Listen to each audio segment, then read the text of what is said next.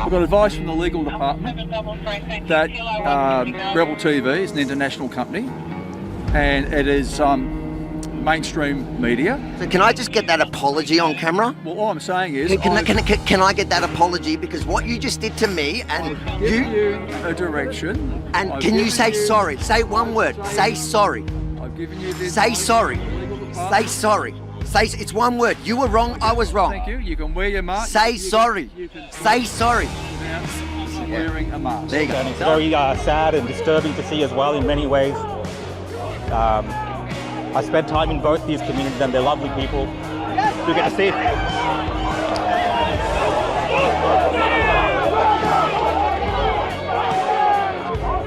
OC spray has been deployed.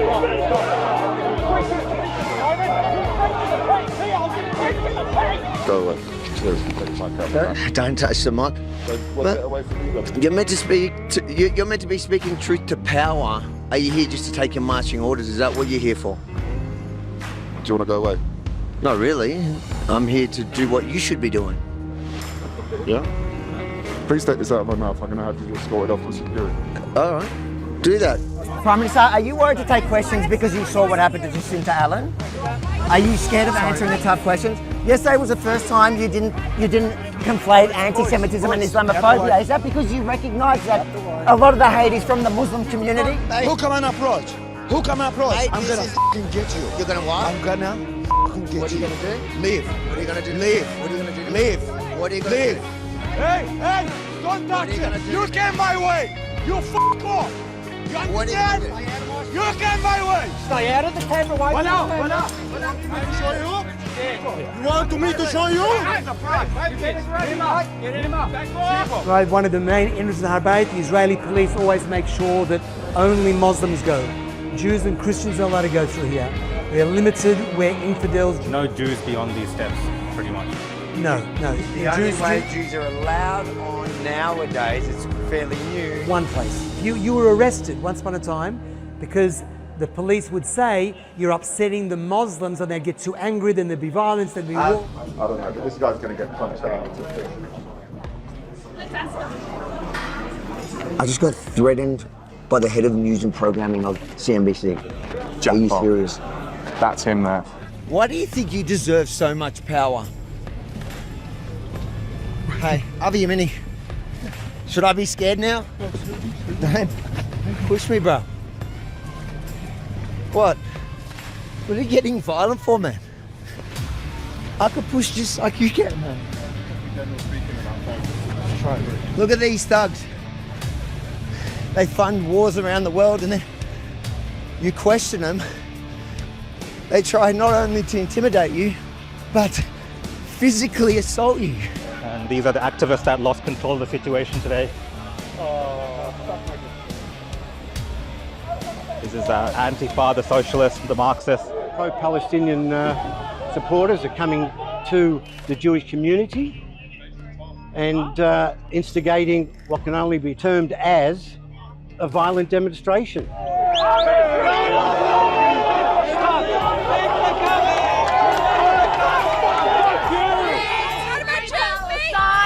But you're at a synagogue. Why did you come to a synagogue if it's not about Jews? By Palestine, war criminals in there.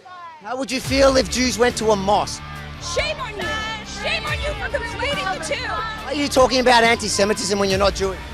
Because I've been impacted by anti-Semitism. Are you a Jew? No, people think I am, and I've been called a fucking Jew and someone threatened to kick my ass because they thought I was Jewish, so it's impacted me as well. We are not anti-Semitic. Are you listening to yourself? Yes. Jacinta, we understand it's easier to run away, but what would you say to the Jewish community for them to believe that you could keep them safe since you failed them for a year and a half? Look at that. Look at, what are you doing? Why are you blocking my way, mate? Jacinta, why are you running away from the tough question? Why are you running away? Like a coward. No Jew can believe you're going to keep them safe. You came for a photo op. Does it look like how you expected it to look? Is it bigger, smaller? It's smaller? Yeah. Man, I don't need that. You're not going to wear it? No. Wow. How are you going to do your photo at the wall? You have to wear one at the wall. You have to? Yeah. All right. You're going to look weird. People are going to look at you. We just need to get that photo. All right, let's go pay our respects. Can you tell us why you're still wearing a mask? Is that for COVID or to like protect your identity? Touch my...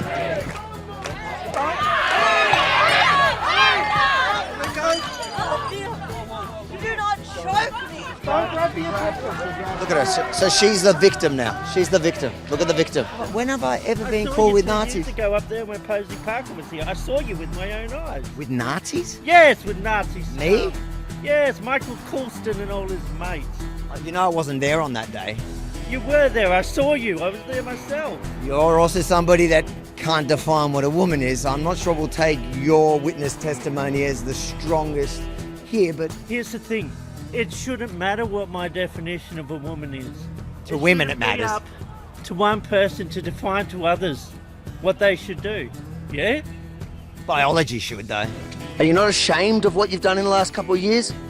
If any other product in the world doesn't work as promised, you get a refund. Should you not refund to countries that laid out billions for your vaccine? The Lord is my shepherd. Come from this side. I shall not want. He makes me lie down in green pastures. He leads me beside still water. He restores my soul and leads me in paths of righteousness for his name's sake. Even though I walk through the valley of the shadow of death, I shall fear no evil, for you are with me. Your rod and your staff, they comfort me. You prepare a table before me in the presence of my enemies. You anoint my head with oil, my cup overflows. Surely, goodness and mercy shall follow me all the days of my life, and I shall dwell in the house of the Lord forever. Amen. Are you going to apologise for getting everything wrong, from mask mandates to vaccine mandates? Dr. Tedros, this is your chance to apologise to the world for your role during COVID. Would you like to take it? Oh, but and you too, Rukshan. Why are you picking on Rukshan? He's a person of colour. He's a protected species. These are not real journalists. These are cooked podcasters. This is not a real... It's a cooked... Older people like you guys, you can't grasp the idea. Excuse me, I'm quite young. All right, buddy. I identify as 19. Why is it harmful that people want to, identify as another gender? How does that harm you? How does it harm you that I want to identify as 19? It doesn't harm me. Okay, so then why don't you accept it? I didn't say I didn't accept it. You accept that I'm 19. If you want to say that, it doesn't f***ing matter. It doesn't affect me. Will you take back your statement where you said that I was an old man? What? I am home. I am home. I am home. I am home. I'm with my people here. I'm with my Australians. What do you want to do, man? I'm home. I'm with you. I'm home. I'm Australian. I'm home. I'm Australian. One of us, Rukshan. I'm Australian. One of us. Look at you guys. Look at you guys. I'm Australian. Cowards.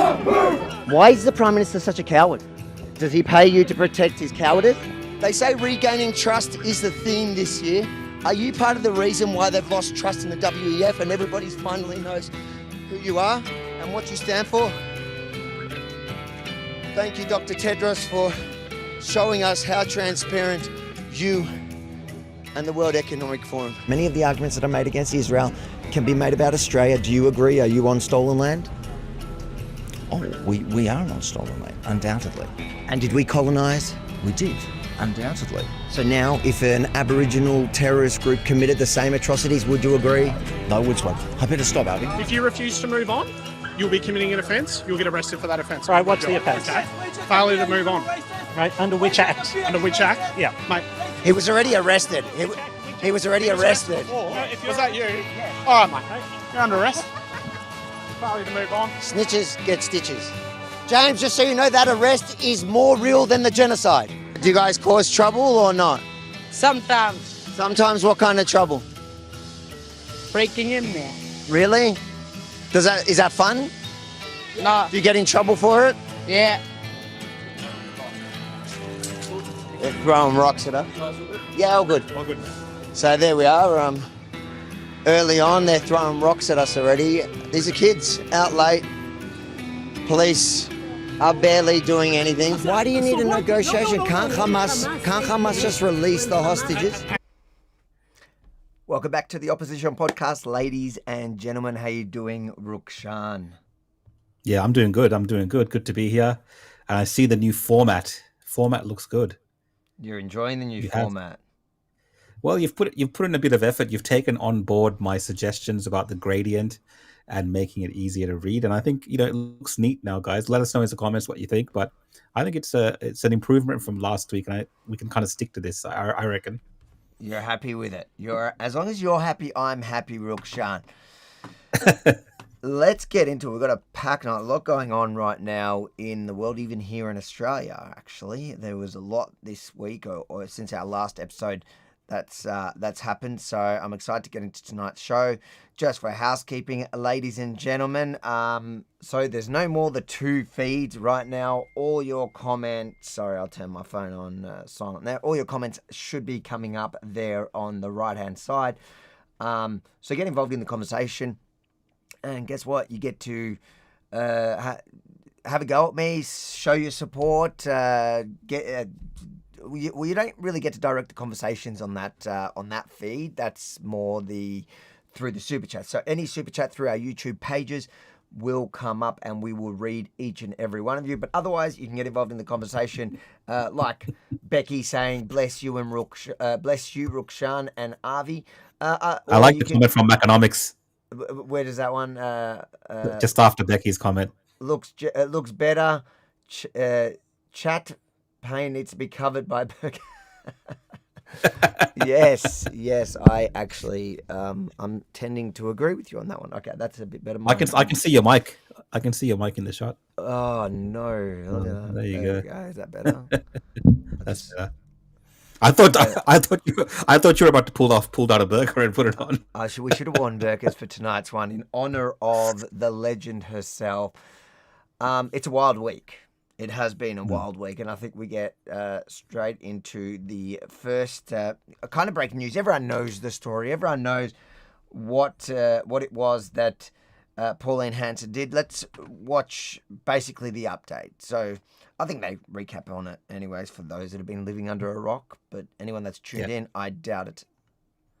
Pauline Hanson has been censured by the Senate and banned from the chamber for the 7 sitting days after she wore a burqa into Parliament yesterday. Let's get more with political reporter Stephanie Boris, who's in Canberra. Hi, Steph. So what's been happening? Hi, Ros. Well, we have to take a step back to yesterday when this all started to unfold. One Nation leader, Pauline Hanson, entered the Senate wearing a burqa. This isn't the first time she's pulled such a stunt. She did the same thing back in 2017. She said the reason for doing so was because she wanted to debate her own private member's bill, which was all about banning the burqa in Australia. And she claimed it wasn't fair, that debate was not being allowed, and therefore that's why she was wearing the burqa. Now, she has been saying that, she wasn't allowed to debate this bill. It must be clarified that any member of Parliament is allowed to put forward a private member's bill, which is what she did, but it is up to government as to which bills are debated in Parliament. Not all of them can be debated, and this one was not debated. Now, yesterday we heard from senators from across the board. They were very much telling Senator Hanson she can not act in this way. Today, what we've seen is the Senate censure Senator Hanson. A censure motion is essentially the strongest form of condemnation that can be given by other senators or MPs towards someone sitting in the chamber. So that is what initially occurred. She was then also told that she will not be able to represent the Australian Parliament on overseas delegations. So every now and then there's a group of MPs or senators, they're picked from across different parties to head to different countries for different events or occasions. So Senator Hanson now will never be allowed to be one of those senators that goes overseas. Most remarkably, Ros, is this ban of 7 sitting days in Parliament, that the One Nation leader will not be able to sit in the Senate. This is quite remarkable in the sense the last time it occurred was back in 1979, and that wasn't even around sitting days, it was just 7 days. This particular ruling is that it's 7 sitting days, so not just for the rest of this week, but also when Parliament returns next year.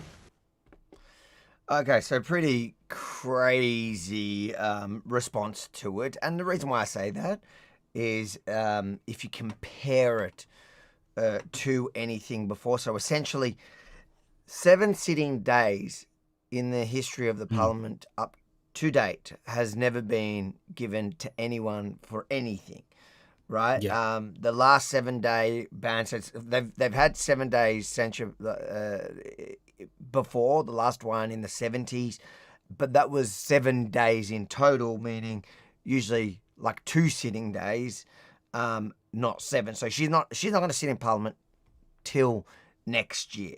She's shrugged it off, but to put it into perspective, remember what Lydia Thorpe did here in Parliament.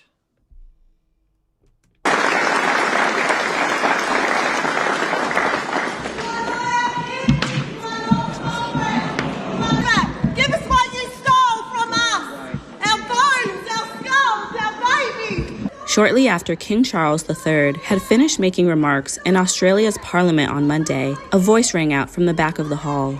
Indigenous Senator Lydia Thorpe was escorted out of a reception for the royal couple. Indigenous leader Lydia Thorpe, whatever. That's the Well, I mean, that's Press. one of the ones that she's done. Even recently, remember she talked about blowing up Parliament House or setting it on fire or something like this at a protest.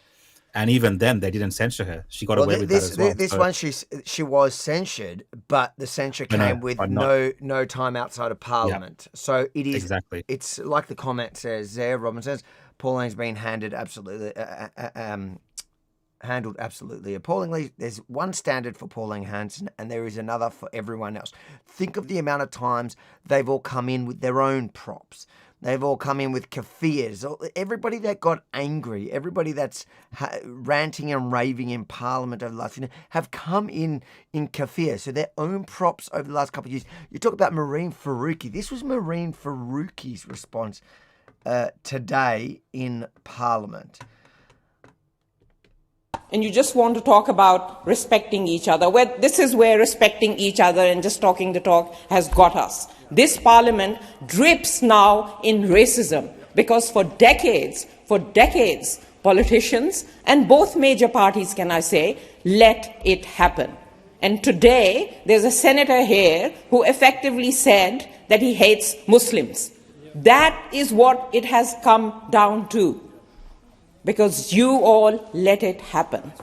And I won't let that go. I won't let that go. Because for years, Muslims have been warning you all that if we don't deal with this now, this is where it'll end up.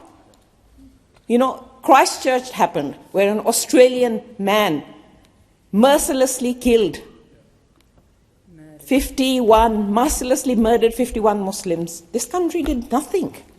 The dog whistling on migrants goes on. The dog whistling on refugees goes on. It's done by both major parties. It's done by the media. That's what has legitimized. Order. That is what has legitimized what we see in this chamber Senator almost Wong. Every other day. And yes, this motion is good. Finally holding someone to account, finally holding Senator Pauline Hanson to account for what the pathetic, old tactic that she used in the chamber yesterday. Yes, that's a step forward, but there is so much more to be done. Talking about the pot calling the kettle black, you've got the biggest dog whistler in the Parliament, one of the most divisive people. Most people look at Marine Faruqi as an anti-white racist. Everything she says about Pauline Hanson, she needs a mirror up in her face because she is far more divisive, far more dog whistles in the last couple of years against the Jewish community. She has been the worst, Australian politician, the worst senator, the biggest offender of all these crimes. But it's never her, it's never the left. They never get censured the way Pauline Hanson does. Yeah, someone like Marine Faruqi, who I affectionately call the Senator for Pakistan because that's how she acts sometimes. Even the Greens, they're like the party of Hamas over the last couple of years. they have no problem whatsoever, Avi, with the way that they attack white Australia. Yep. They think it's warranted. They think they're allowed to do it. And, they don't even really challenge on it, and they get away with it in that place. She takes all the liberties that she can. She takes all the privileges of Parliament and continues to attack white Australia very specifically. She will use terms like "you white people." She will continue to talk about the history of Australia in a disparaging manner, despite the fact that she herself enjoys the privileges and the benefits of Australia, having risen to the position of becoming a senator in the Senate, in the Parliament of Australia, and she still accuses the place of all manner of racism. It's just ridiculous listening to these people, because this is a reason that we'll never really go forward, because these people, despite what changes happen in the country and despite how forward we do move, they will continue to act in this manner. And as it relates to Pauline Hanson, they hate her with a passion. This is not the first time. A lot of the stuff that we hear on the videos where they're talking, that's what the public hears. But what the mics aren't capturing is just the yelling. They cut the mics in, because I was watching back to find they cut the mics. If you actually watch the parliamentary clipping, you could see Lydia Thorpe standing up, and it's very screaming vicious away, and we can't actually hear what she's saying. It is very vicious. That in itself, I believe, is disrespectful to the Parliament. There's a time for speaking. Lydia Thorpe goes on the attack in that place whenever she feels like. No one really controls her in that place. And, we've seen her doing all types of stunts herself, and she gets away with it. And there is a double standard. And the standard to which they hold Pauline Hanson to is ridiculous, because the rest of them are, if not equally the same in terms of their stunts, and even more childish and racist at times, but they'll never get called out on it in the manner that Pauline Hanson does, not just by the establishment in the Parliament. And you have to understand, you have the Labor Party, the Liberal Party calling her out. Only Senator Babette from the United Australia Party actually sided with One Nation today and Pauline Hanson, supporting Is her. he the only one? He's the only one? He was the only one. Credit where credit is. It's hard for me to say. Hard for me to give Babette any credit, but I give him credit for that one. Yeah, and there was actually what Marine Faruqi was talking about, that someone in the Parliament said that they hate Muslims. They were referring to Senator Babette because he said he hates radical Islam in the Parliament House. To her, that's the same thing. That's obviously the same thing. Yeah, exactly. And it all goes down to this point, which I think I've seen a lot of Australians talking about, Avi, online, is that as Australians in the Parliament, obviously the people in there represent a wide variety of views. This is not the Greens Parliament. This is not Marine Faruqi's Parliament. This is not, the Muslim Parliament. This is the Australian Parliament, and it represents a wide variety of views. And if we're going to have a democratic nation where we espouse all these ideas of equality and, having people's voices heard, then surely Pauline Hanson deserves to have her opinions put forward, her voice heard. And if she wants to walk in there with a garment, in this scenario, a burqa, which, as far as I know, Avi, is not mentioned anywhere in the Quran. It's a cultural address that people choose to wear culturally. And even that is a very small minority of people, usually in oppressed countries, where it's forced on them. So if an Australian senator, even if she is white, right, doesn't matter what color she is, if she wants to talk about this garment and talk about why it's a risk or why it's oppressive for women, you got to be able to handle it. It shouldn't be a place where you dismiss these conversations. This is Australia after all. This is not Pakistan. This is not somewhere in the Middle East. This is Australia. And if in this country, we can't have people standing up for the rights of women, we can't have people talking about national security and the risks, even from a piece of clothing, that I would say, Avi, you probably know this better than me, 99% of Muslims most likely do not even wear this piece of attire. This is not a standard piece of attire. And a great example very is, limited. if you look at the Afghanistan, where Senator Payman came from, is when the Taliban lost power, the majority of the burqas came off, or a large percentage of burqas in that extremist kind of area came off. But the minute the Taliban took back control, all the burqas are back on. That should tell you everything you need to know. Now, you know what? I'm not going to sit there and have the argument with the Islamic community about whether it's religious, whether it's custom as opposed to, or tradition, or it's clearly, like we can see with our own eyes, the majority of even practicing Muslims don't wear that. But, you know, there are different, I know from the Jewish community, there are different I don't think it matters. Jews. I don't think it matters. At the point that she's making here is face coverings in public is a security risk, whether it's counterterrorism, but also just general security. She makes the point that, you know, if you walk around, how do we, when they ask her the statistics of people that have committed whatever offenses, she's like, you don't know if it's a man or you don't know if this has happened. But the point is, you should be allowed to, in Australia, which is what you were saying, to have the conversation. Now, she just tried to have the conversation, a conversation that many Australians agree with. And what did they do? It's so crazy that their response to her bringing up the conversation was to shut it down immediately. So then she goes, okay, you're saying we can't discuss this. We can't discuss banning it. So I'll make the point in the best way. I'll come dressed in the thing that you don't let me ban. And now that's the crime. She just wore it. And in response to that crime, they're censuring her with the biggest punishment the Australian Parliament has ever dished out. Worse than everything Lydia Thorpe has ever copped. Anything the Greens have done. How many times have they broken parliamentary rules by bringing either props, what's her name from the Green, brought a freaking fish in.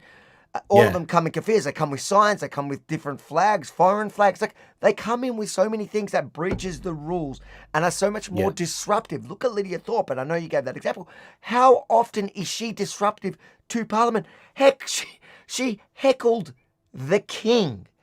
No matter what you think about the monarch, no matter what you think about whether you want to be a Republican, right now, he's our head of state.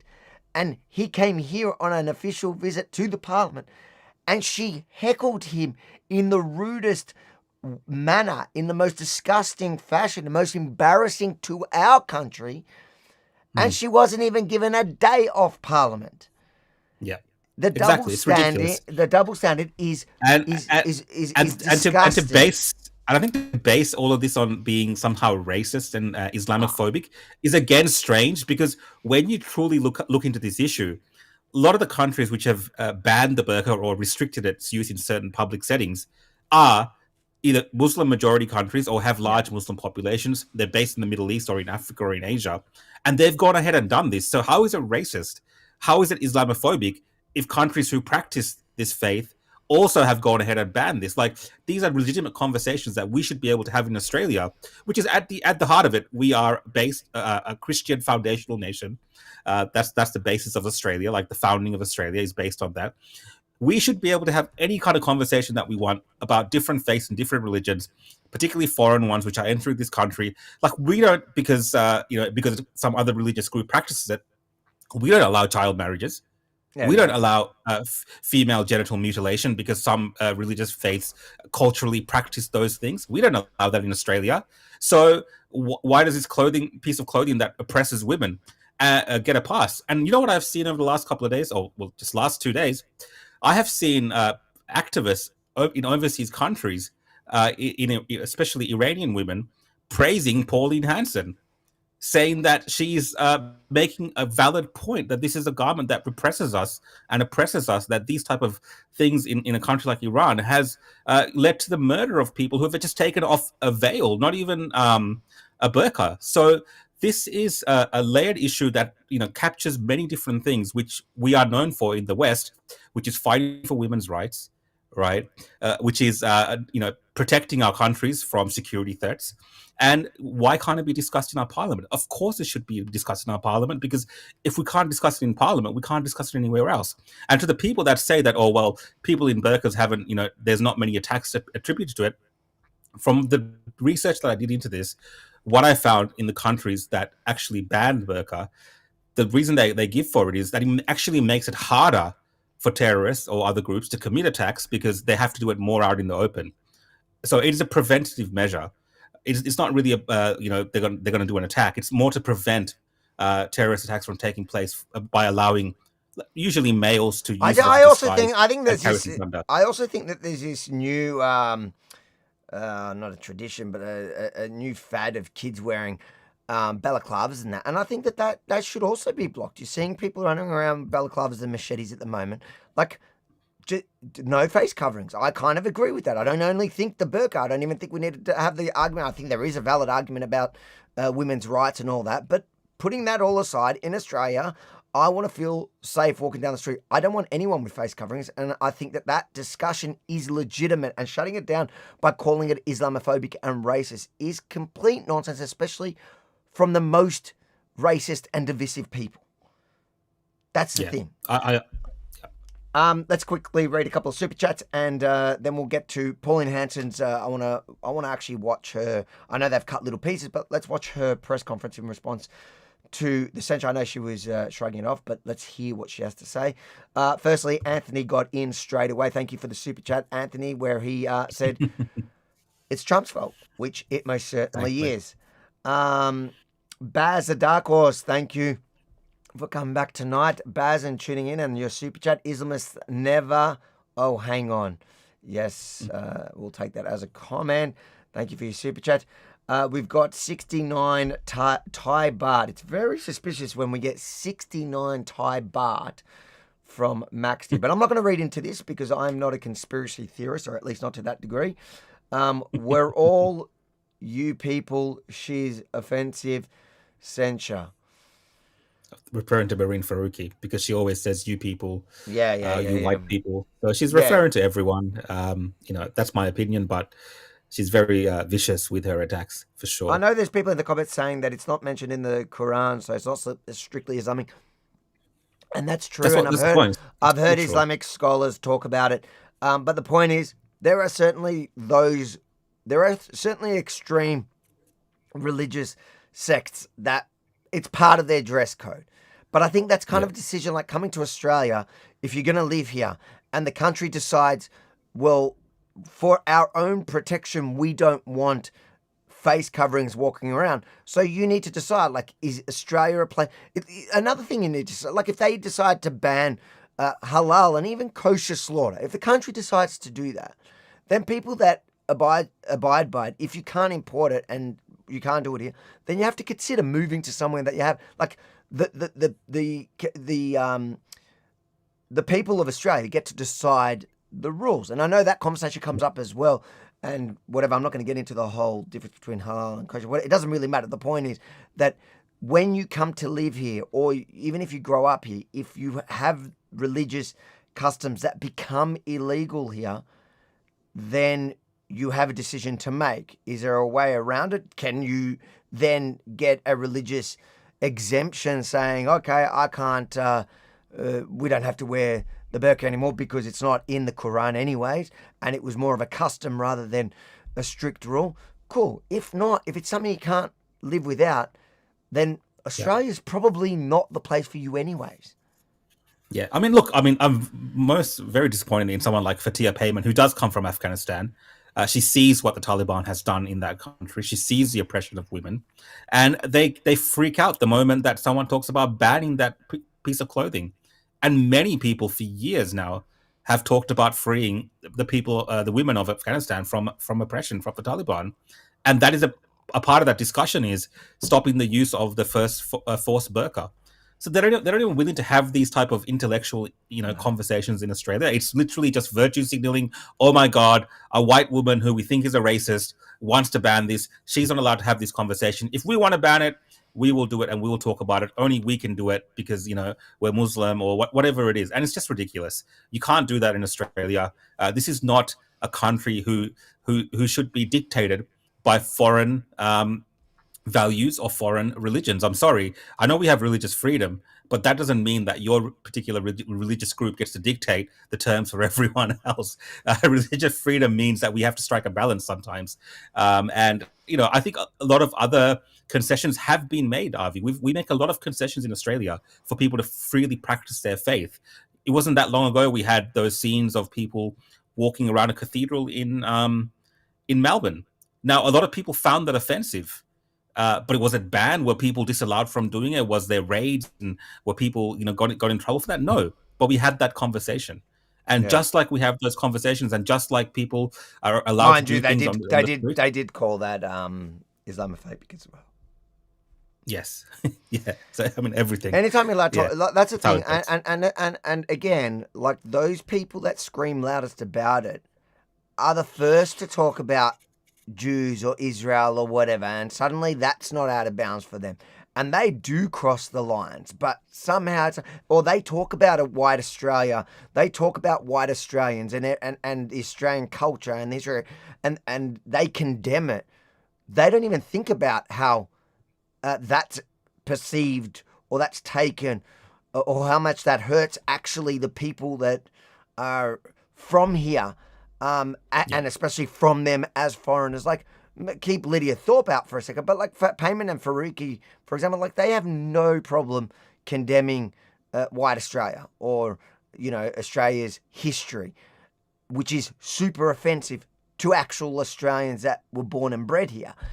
But here they get super offended if anyone questions anything to do with their religion, even if it is a blanket, and that's what she was saying, a blanket face covering ban. She was using the burqa. I mean, look, if all those things are great, and this is all great, the way that they see the world, they wouldn't be in Australia. They'd be in Afghanistan, in Pakistan, and there's a reason that Australia. I think it's a good point. I think it's a good point you make as well, specifically about payment. Is like you escaped the Taliban, you came here, and one of the things that happened as soon as the Taliban fell is all the burqas were coming off, or the majority of burqas were coming off.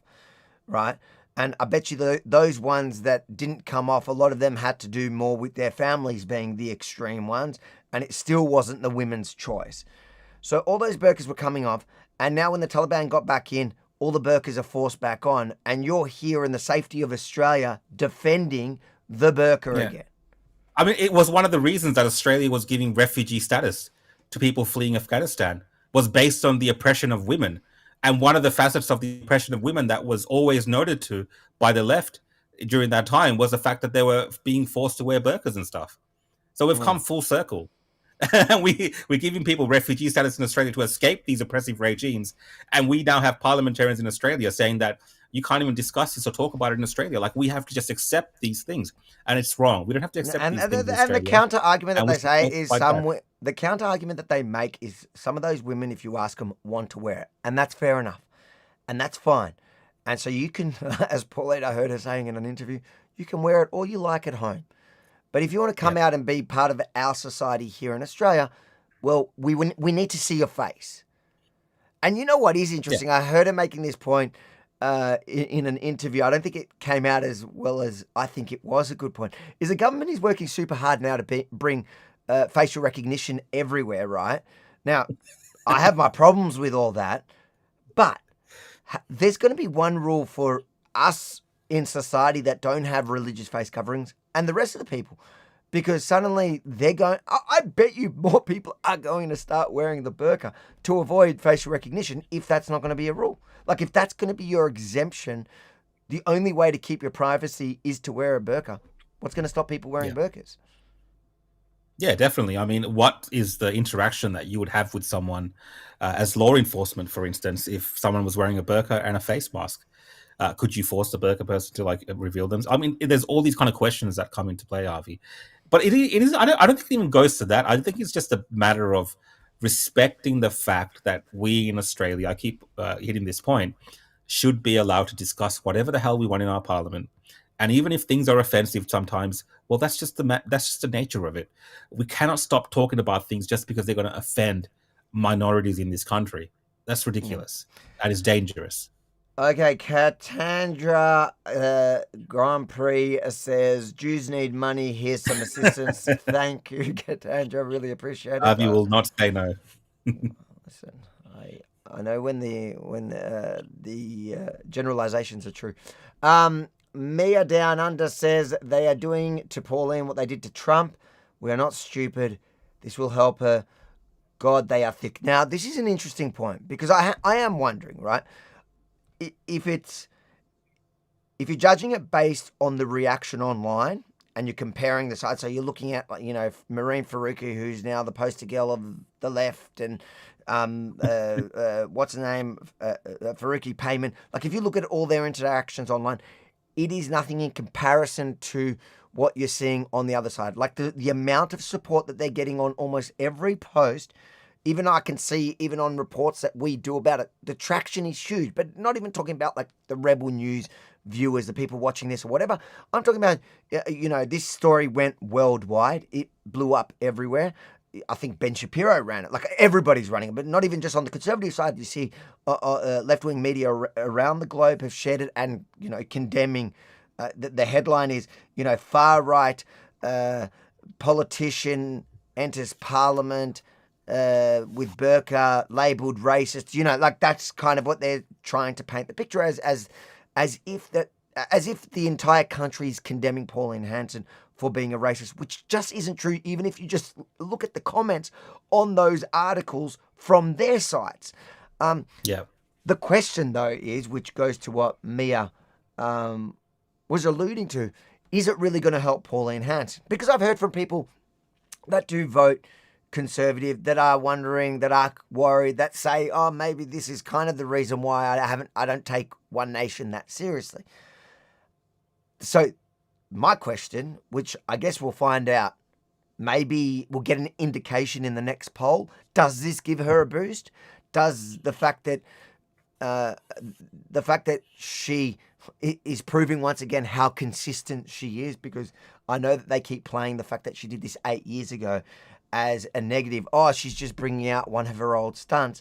And it's like, oh, well, you know, a lot of people look at what's the appeal to Pauline Hanson is we've seen her over this, you know, 30-year period where she even went to jail for standing her ground. And yeah, she did it 8 years ago because Pauline hasn't changed. You are the people that keep changing.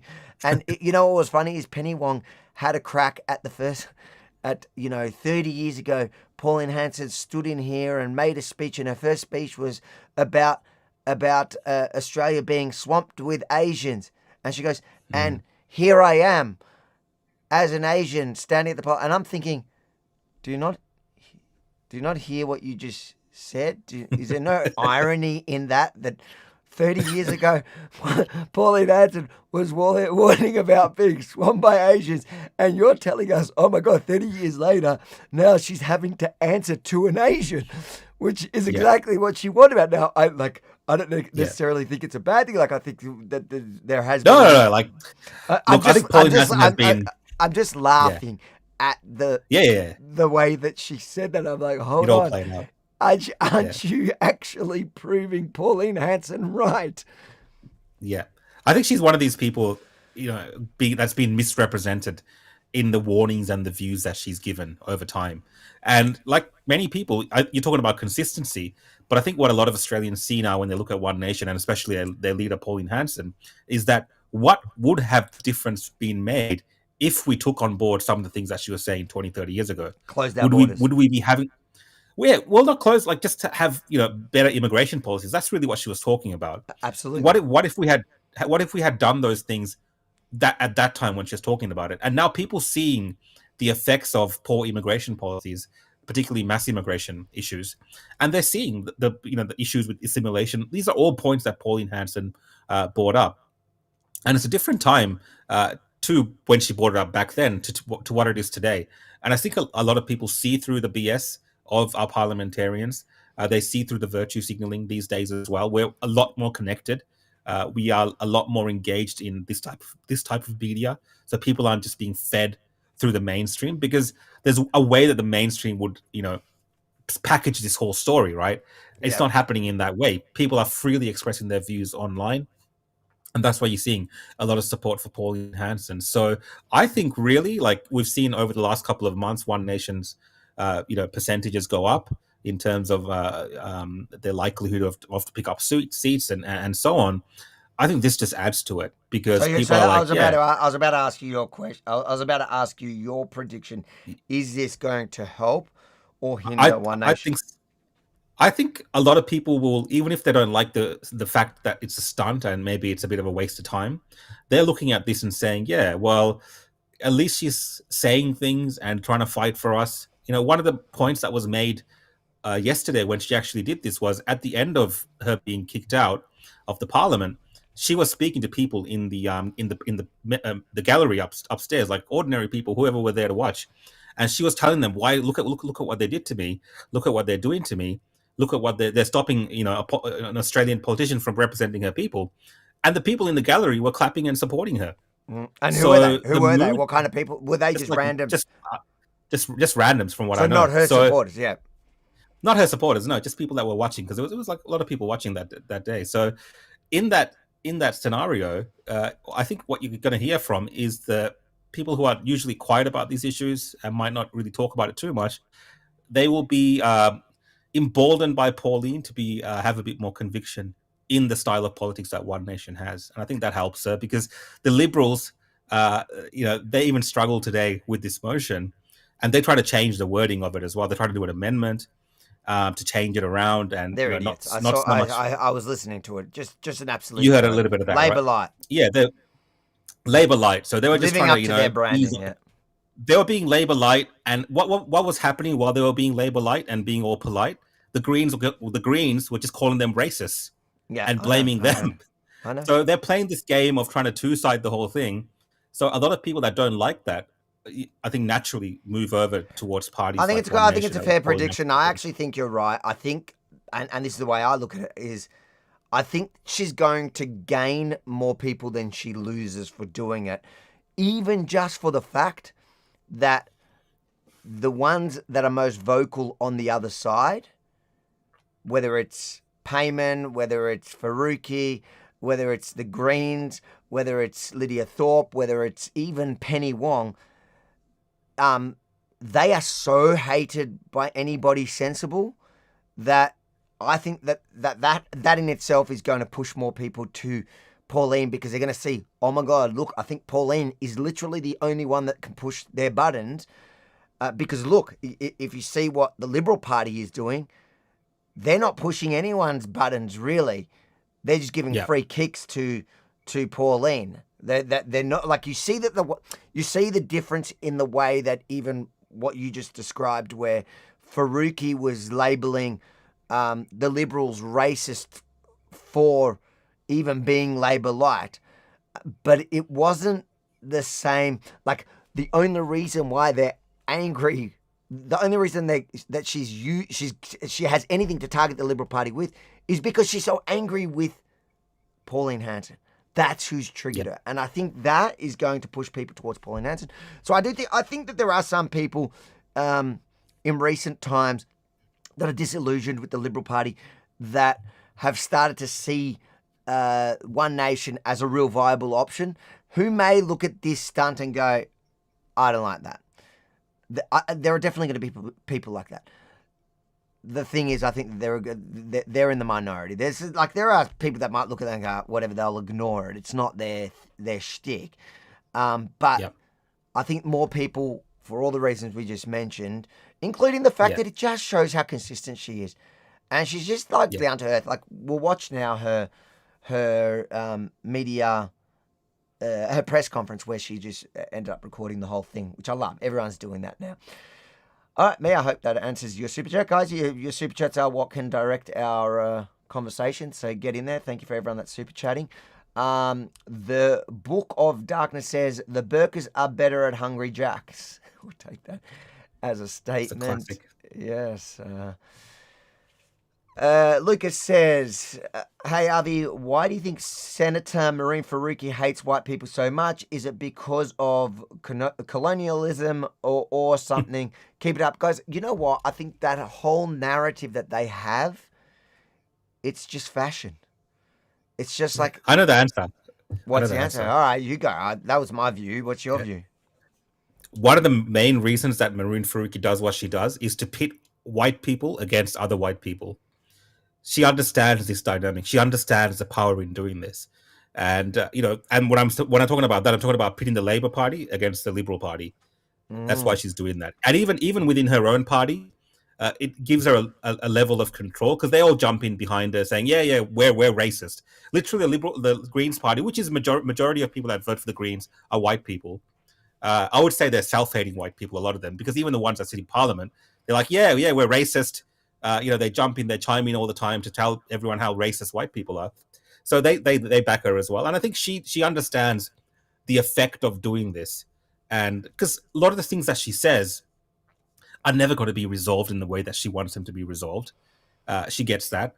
As someone who's of a Pakistani heritage and background, she understands that even within Pakistan, like there's these issues around differences in ethnicities or differences in religious groups, and that plays out.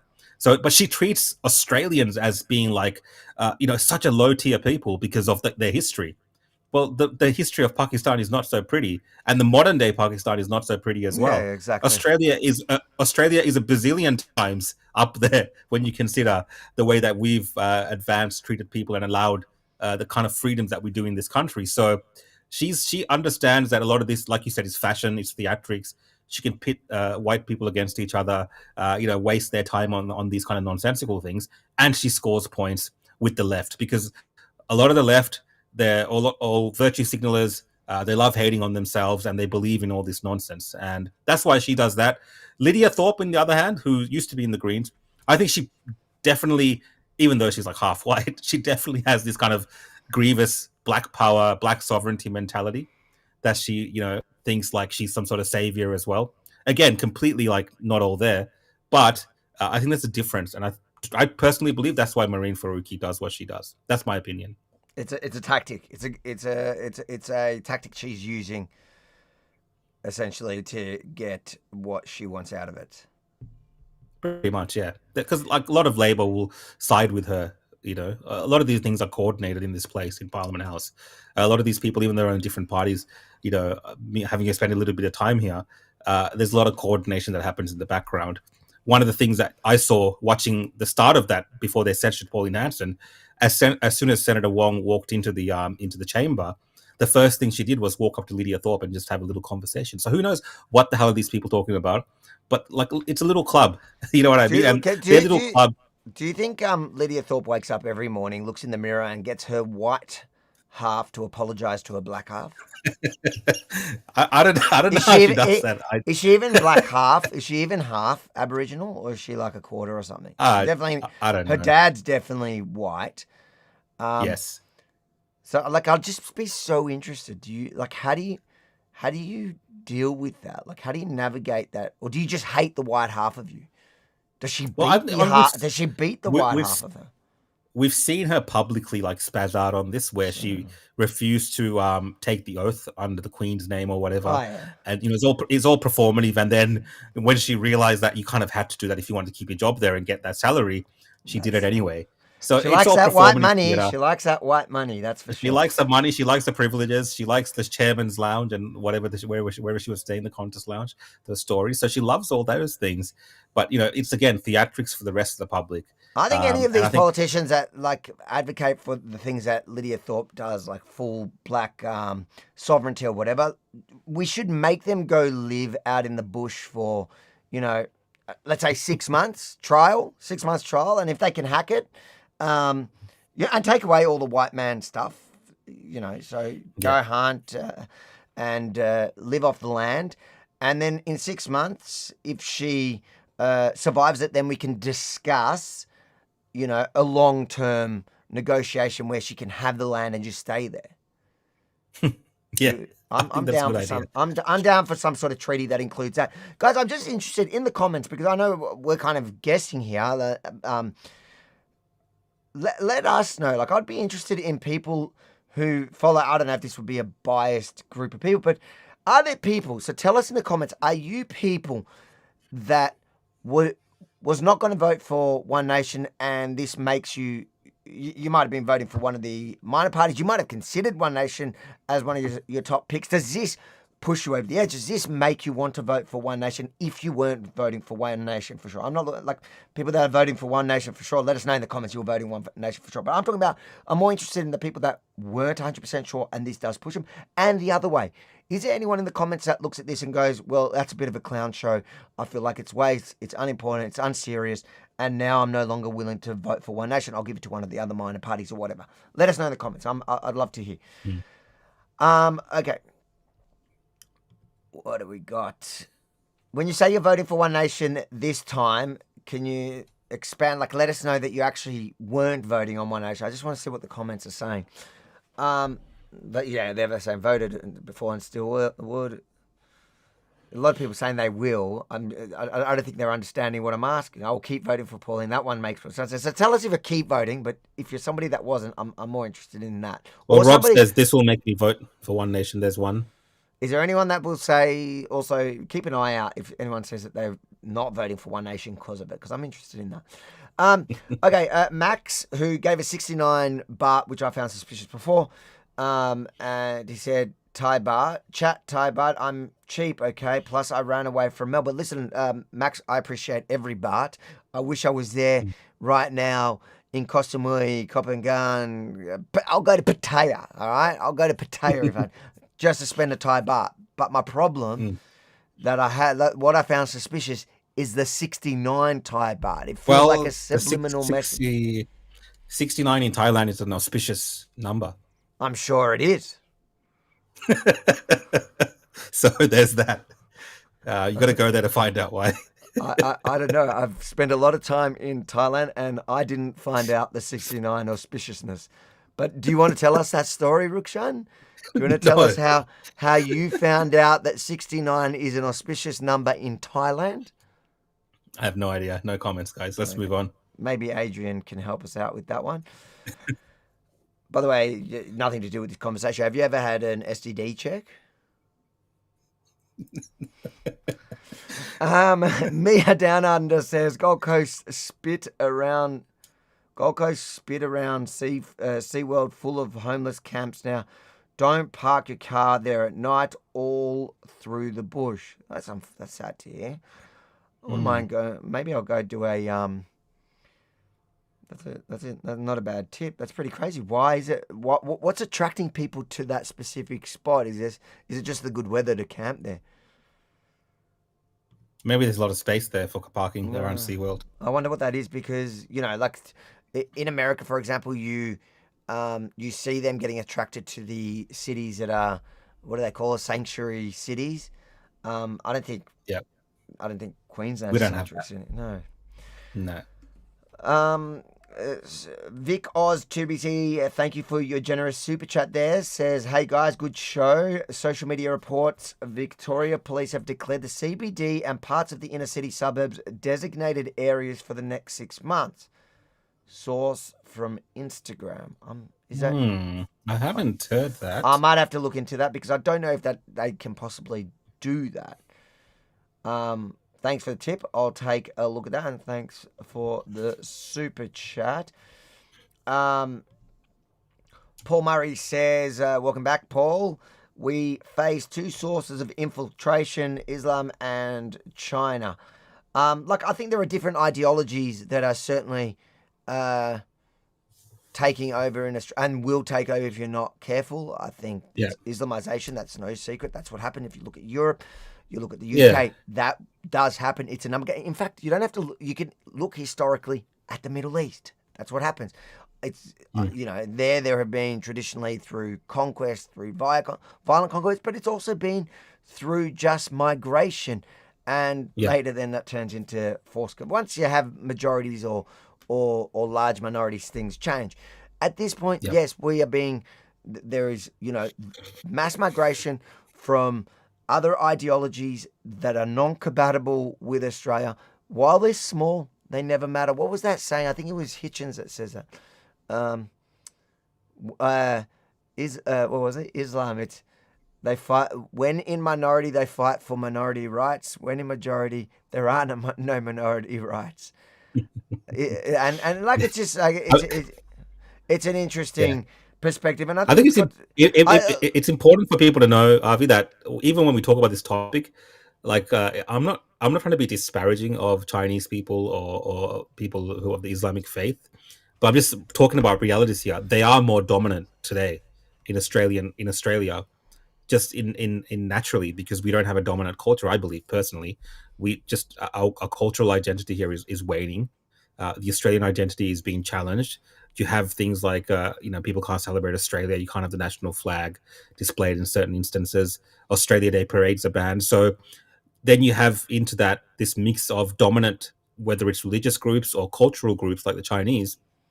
And when I say dominant, I mean they're not interested in, for instance, learning English sometimes. They don't need to. That's why we have airports now in Melbourne. I don't know if you've noticed in Tullamarine Airport, we have signs in Chinese. We have English and then Mandarin or whatever signs in our airport in Melbourne. Like, why? Why is that happening? Why aren't people learning English? Why are we just catering to this? And again, it's not to disparage people. I'm just saying, like, we have these dominant cultures. They're not integrating. They don't want to integrate. They don't need to integrate because they don't care. And they have their own communities. And they will dominate. And a lack of it just naturally happens. Naturally. And I think there's also, and I think there are different layers to the fear that people have, with these different minorities and dominating cultures. You've also got, within the Chinese community, you've got the element of the CCP that are trying to infiltrate and take Australia by stealth. They realise that they try from many angles. They try to buy it out. The Belt and Road Initiative is a way that they've controlled many governments around the world. They almost got in here in Victoria. The federal government at the time during Andrews blocked that. But that's one way they do it. They also have a lot of people on the ground. And remember, there are 2 billion Chinese. Not all of them are going to be loyal to the CCP. I'm sure a lot of Chinese that come here, I don't know the numbers. I'd be guessing that there is a percentage of them that are anti the CCP. But they do seem like, when you meet Chinese people, they all do seem quite protective of their government. Like they don't, it's not like they come here. They're not like Payman where they came here as a refugee to escape the Chinese government. The majority come here, they migrate here. They kind of stick to their own themselves, whatever, but they still are very sympathetic to the Chinese Communist Party, which is dangerous. Because one day, when people talk, and we've covered this before, when people go, oh, who are you going to fight for when there's a war, Israel or Australia? Never going to happen. So kind of just a ridiculous question, a ridiculous notion. But the Chinese, it may happen. And there are a lot of people, and a lot of these Chinese people, I've met a lot of them, which are good people. But I think that they're way more connected and loyal. And when I talk to them about the Chinese Communist Party, because that's kind of naturally, I tend to talk politics with people when I just meet them from different and they don't, like a lot of them, because they're so, stuck in their world, they have no idea who I am or what I believe or whatever, and we just have like a genuine conversation, and they don't hide the fact that they don't. They like the Chinese Communist Party. They tell me that they're misunderstood. And, and that's kind of funny because you have come to move here. And so why is it that you came to move? But like I said, they're not like Afghanis that escaped the Taliban and like Payman that are suddenly defending the same things she escaped. And then the Islamic community, I think people are worried about the ideology that brings. That doesn't mean all Muslims that come here are bad. There are a lot of good Muslims that are here that, like, I personally know. Like, it's not even a thing. The point is when they become a dominant, and that's kind of the statement that I was quoting, which I think was Hitchens or whatever, is it? But I might be wrong, whoever I got it from. But the point is that Islamists, when they're a minority, they're always fighting for minority rights. And you see that here, even like extremist Islamic groups here now, they will go on about freedom of speech, freedom of religion, freedom of all that. Now, give them the chance and let them rule, you're going to have no minority rights. And that is such a true statement. And that's what people need to think about. So when you have these minorities that are screaming for extra freedoms and for their minority rights, just think about what it means if they become the majority. That's it. What have we got? Wolfie says, thank you for another super chat. Wolfie, the Conservative, says, Payman mocked Charlie Kirk and Faruqi attacking white people, suddenly playing the victim card. So true. I totally forgot about that. She did mock Charlie Kirk's murder. And again, this is somebody that escaped political violence in Afghanistan, came to one of the safest countries in the world, especially when she got here, it was one of the safest countries in the world. And she's importing that kind of justification, that mentality of justifying political violence. Mm. It's just another layer to it. It's sad to see that happening.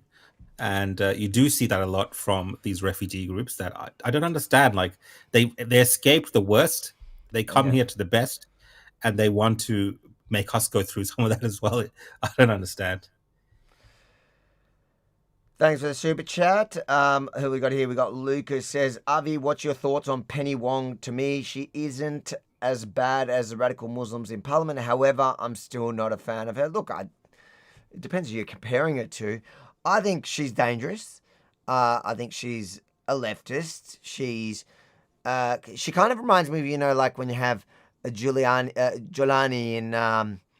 in Syria, who, and the reason why I make the comparison, she's obviously not a radical Islamist, but he was a radical Islamist that looked like a terrorist, on the most wanted list.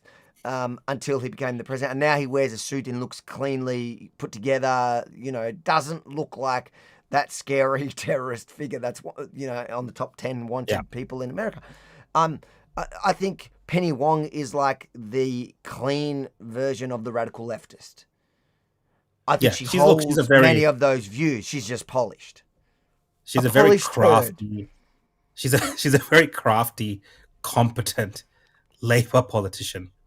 And for what it is, she does her role in the Labour Party as a Senate leader very well. And she's been doing that for a long time. She does flip-flop on issues, but she's managed to hide all of that. And she's really good at doing what she does. Now, I'm not saying that she's good at her job, per se, and her policies are good. But in terms of a Labour politician, she fits the mold very well. And I think that's why she's been successful over these years. She makes the Chinese Communist Party very proud. Anyways, moving on. We got Marie Faruqi's son hates white people too. Listen, you're not allowed to say that. So you've got to be very careful with Marie Faruqi's son, who has had a few cracks at me in the past. In fact, he was the reason I lost my first Facebook page, and then that was the excuse that I lost my other Facebook page. He is the first person to cry victim about everything, and so is she. But they are not very nice people. He has sued successfully. What's his name in New South Wales? Latham. Yeah. Faruqi's son successfully sued Latham for saying something like that. So I'm just going to say outright, I do not think Faruqi's son is a anti-white racist or whatever, but I think most of Australia thinks it.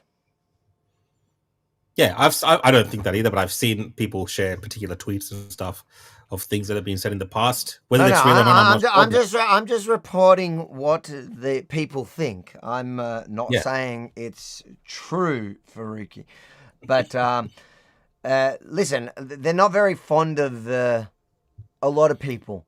That they go on about. I love how she goes, people of color, brown people, this and that. It's like, do you listen to yourself sometimes? Yeah.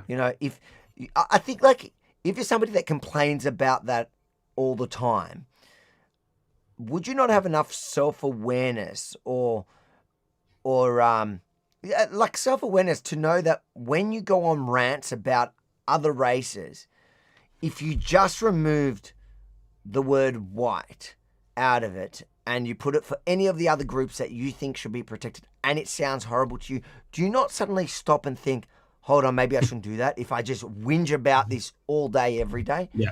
And that's what she does. So and when you ask these kind of people to kind of explain that, they'll always say to you, well, you can't be racist against white people, which is the most insane thing because by definition you can't. Like racism doesn't mean only against certain races. It's racist. So white is also a race. Anyways, I think I have to explain it to you guys. Sunnyside First says Aussies won't put up with Hanson being stood down by down by that weak Senate. Facts that LNP crossed the floor. Deplorable. We will back the underdog. I tend to believe that actually that's a good addition to what I was saying before. I think Faruqi, Payman, all of them, their outrage encourages people to jump over even more to One Nation, especially people that I think that are looking at the different minor parties and they go, okay, you know what, I'm going to put One Nation at the top just because of the way that they trigger. But I also think that the LNP crossing the floor on it, you know, even trying to put their amendments to it, will also encourage disillusioned, you know, people on the board, on the fence about whether they're going to go the Liberal Party or One Nation. I think it's going to push people across. But again, the question is, will it cross more people who are on the fence thinking maybe One Nation, but maybe I'll still go with the Liberals. Oh, no, this is too silly. I'm going to go back to Liberals. And the people the other way. Like, I don't know. I'm just guessing. Yeah, the Faruqis and the Paymans of the parliament, they're kind of the left-wing extremists of that parliament. They remind me of the effect that the NSN maybe has on migrant groups, for instance, might not be voting Conservative because of some of their antics, for instance. So I think they do end up pushing people that might be on the fence to a particular side with their antics. And again, I'm talking about the majority of Australians is still majority, white Australia is the majority still. And they're looking at people like Faruqi and the things that they're saying, and they are helping to radicalize them against the very things that they argue for. Yeah. I think he's been cut out because he's at his hotel. This is what happens every time Rukshan is at his hotel. He gets cut out because the internet has a maximum of 1 hour and we've been on for an hour. So we'll let Rukshan call back in. Let me keep going with some of these super chats while we wait for Rukshan to come back. Smokey in Oz, thank you for your super chat. Thank you for your support. Says, what do you think about Elon Musk's efforts in exposing the foreign trolls with the new X policy? I love it. I think that though there are some glitches with it, I'm not sure how reliable they are because even myself, it's got me. I think you got to look at two things when you're reading that. So on the profile, when you click someone's profile, it says where they're based and what app store they're using. And I think you've got to look at both those things. So unless both those things are in a different country, they might not be trusted. And I would probably trust the app more than the based in, because like my one, for example, it says I'm based in Israel, and I see all my haters loving it because they're looking at it going, one second, Rukshan's back here. Yes, we know your internet connection cuts out after an hour. We got it. It used to be 3 hours, but they've brought it to 1 hour. It's so annoying. Are they Jews? Is it the Jews? No, so it was just a super chat. Somebody was asking what you think about Elon Musk's effort in exposing the foreign trolls in the new X policy. And I was saying, yeah, go on. Well, we exposed Avi Yemeni. That's been fun. And that was fun, showing that you're based in Israel. I don't know if you could pull that up. That was pretty funny. But what was funny was I talked about this on my show yesterday, Avi, and someone mentioned, what about Benji? And I was like, oh yeah, what about Benji? And I actually checked Benji's profile today. Yeah. And even him. Is he in Israel? He was based in Israel. Oh, so okay, that's interesting. He was a creation of Mossad. And he was engineered in Israel and given over to you when you came here. Or it's because you were both there recently, and that's why it picks up on Israel. That's interesting. But as soon as I saw it, I went to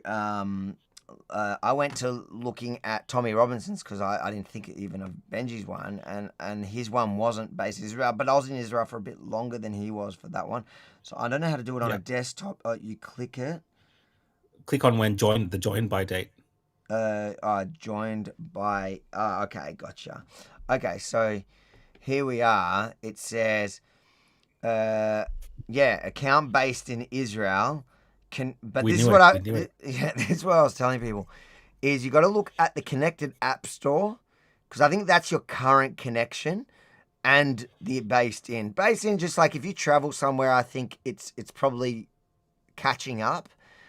So it'll probably, I imagine, change back to Australia at some point soon. But if both of them said Israel or both of them say, then you can be, I think if both of them say a country, you can be quite confident that the person is in that country now. But if you press the information, buddy, the country or region that the account is based can be impacted by recent travel or temporary relocation. This data may not be accurate and can change periodically.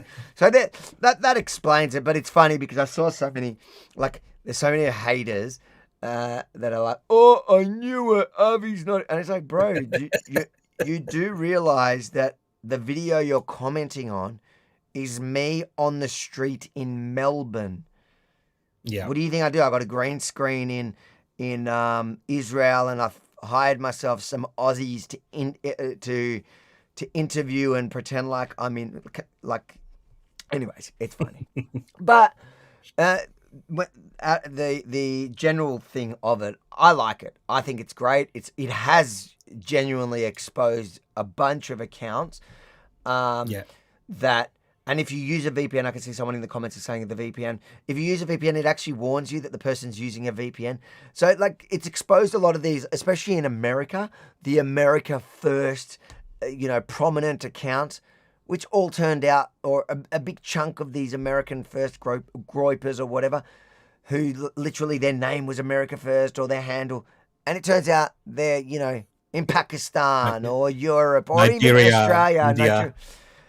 So it did expose people, and I think it's great because I'm seeing, like, when people, there are some of those accounts that are still, like, posting America First or what, America Only, and then immediately they're getting a community note linking or showing a screenshot of their own based in and logged in to thing. But yeah, so just for people looking at that, to be able to read it, don't look at the cropped ones. When people are sharing cropped ones, they're often because the second link doesn't support the conspiracy that the person is actually in the country or whatever. Yep. There we go. We went way off topic there. As Robert Spencer of Jihad Watch put it, the middle name for all woke leftists, self-flagellating useful idiots, is hypocrite. I do love Robert Spencer. Thank you for your super chat, and thanks for sharing that one. Katandra, is it Katandra? Yeah, Katandra Grand Prix. Says Rukshan, is Avi holding you in financial bondage? By the way, I'm a Libertarian Party member through and through. Is that the Victorian Libertarian Party? I'm just trying to force him to super chat another one, Katandra. And yes, I can answer that one. You don't have to answer that. I am absolutely holding Rukshan. Save me, guys. Help me. Throw some. I'm always hoping that people watching this show have figured this out and will one day come and rescue me from all of this. Max 69 baht again is the default cheapest amount for Thailand on YouTube. That is interesting. Of course it is. I told you it's suspicious. Like I said, I believe you, Rukshan. You just haven't been willing to explain to us how you know that. Thanks for your super chat. Super chat, when's the UFO show? Even Megyn Kelly's on board. Yes, Equity. Thank you for coming back on, man. Megyn Kelly, you can see, is like slowly but surely joining the lunatics. It starts off by them not wanting to call out the lunatics and saying that it's like from this moral high point, high ground where they're not going to condemn people. And then, like, one day later, you'll see Megyn Kelly going on there and condemning, what's his name, Levine, and all in the exact same fashion she said she can't do to people she's being friendlier with. It. Like, they're so transparent, these people. She's a clown, but she's always been a clown, so we knew that. Yeah. Adrian says, Avi, you missed my super chat about Faruqi. I'm sorry. It comes through the system here. I'm sorry if I missed any super chats around Faruqi. I click it and then I let it go, so it should come up here. The book, and by the way, I appreciate your super chat. Sorry that I missed it if I missed it. The Book of Dark says, why is there less outrage over the murder of that health insurance CEO Robert Thompson than with Charlie Kirk? Look, I think one reason why there's less outrage is just because of the visual. You know, the world watched it in real time. It was gruesome. But I think it is kind of outrageous in the same way that it was outrageous that there were many on the left, many who celebrated Charlie Kirk's murder. They were the same people who celebrated the murder of that health insurance CEO. And also, like, I think just Charlie Kirk had become a household name, even here in Australia. Like, my kids knew it from TikTok, short TikToks. They knew who he was. So he became a household name. And I think the death of any household name is probably a lot more, it's a lot closer to people's yeah, I agree. Heart, I guess. Here we got, Max threw us 179 Thai baht. Thank you, Max, for upping it. Mind you, I think Rukshan was loving his auspicious 69s. Penny Wong is very dangerous. She starts with statements that are agreeable and then slides into biased statements that seem prima facie connected. And that's that's kind of what they do. It's a, you know, you've got to like have your finger on the pulse when listening to polished politicians and also media personalities. They have techniques to present things. You know, they get you, like you give them, they get you to agree with their first half of the statement, and then they lead you into, well, if you agree with that, then obvious the next point is this, and they take a lot of people along with that, and they don't even realize. You know, a lot of people are convinced by certain things, opinions, based on that technique that's used against them all the time by people that they believe in or messages, or they. Sure. Payman is the Australian Islamic Greta Thunberg. We'll take that as a comment for your 69. I'm sure Payman appreciates a 69er. Peter Wilson says, Avi, do you think over time we will see less white politicians in Parliament over time and more people of colour, say in the next 10 to 30 years? I think yes, anyways, just as the demographics change in the community here in Australia. But I also think, just like there's this drive right now clearly in front of our faces to promote women, this diversity, equity and inclusion is really focused on women now. And that's why we see, female premier here in Victoria, female leader of the opposition party nationally, female opposition leader here. You're telling me these are all the best people for the job? I guarantee you they're not. I look at these people and they are not the best people for the job. So in that same vein, yes, I think we will see more politicians of colour who are playing the identity politics. What do you think? I get to see it. I get to see it firsthand. I'm here at Parliament House in Canberra, and you know, if you're looking at the staff and some of the politicians who are coming up now, they are, you know, not your traditional white Australian politicians. And you do see them being elevated to positions within whether it's the government or opposition, more so the Labor movement. You see a lot of them being elevated. And, I think what we're going to see is, like you said, you know how there's kind of like the token woman right now in the Labor movement.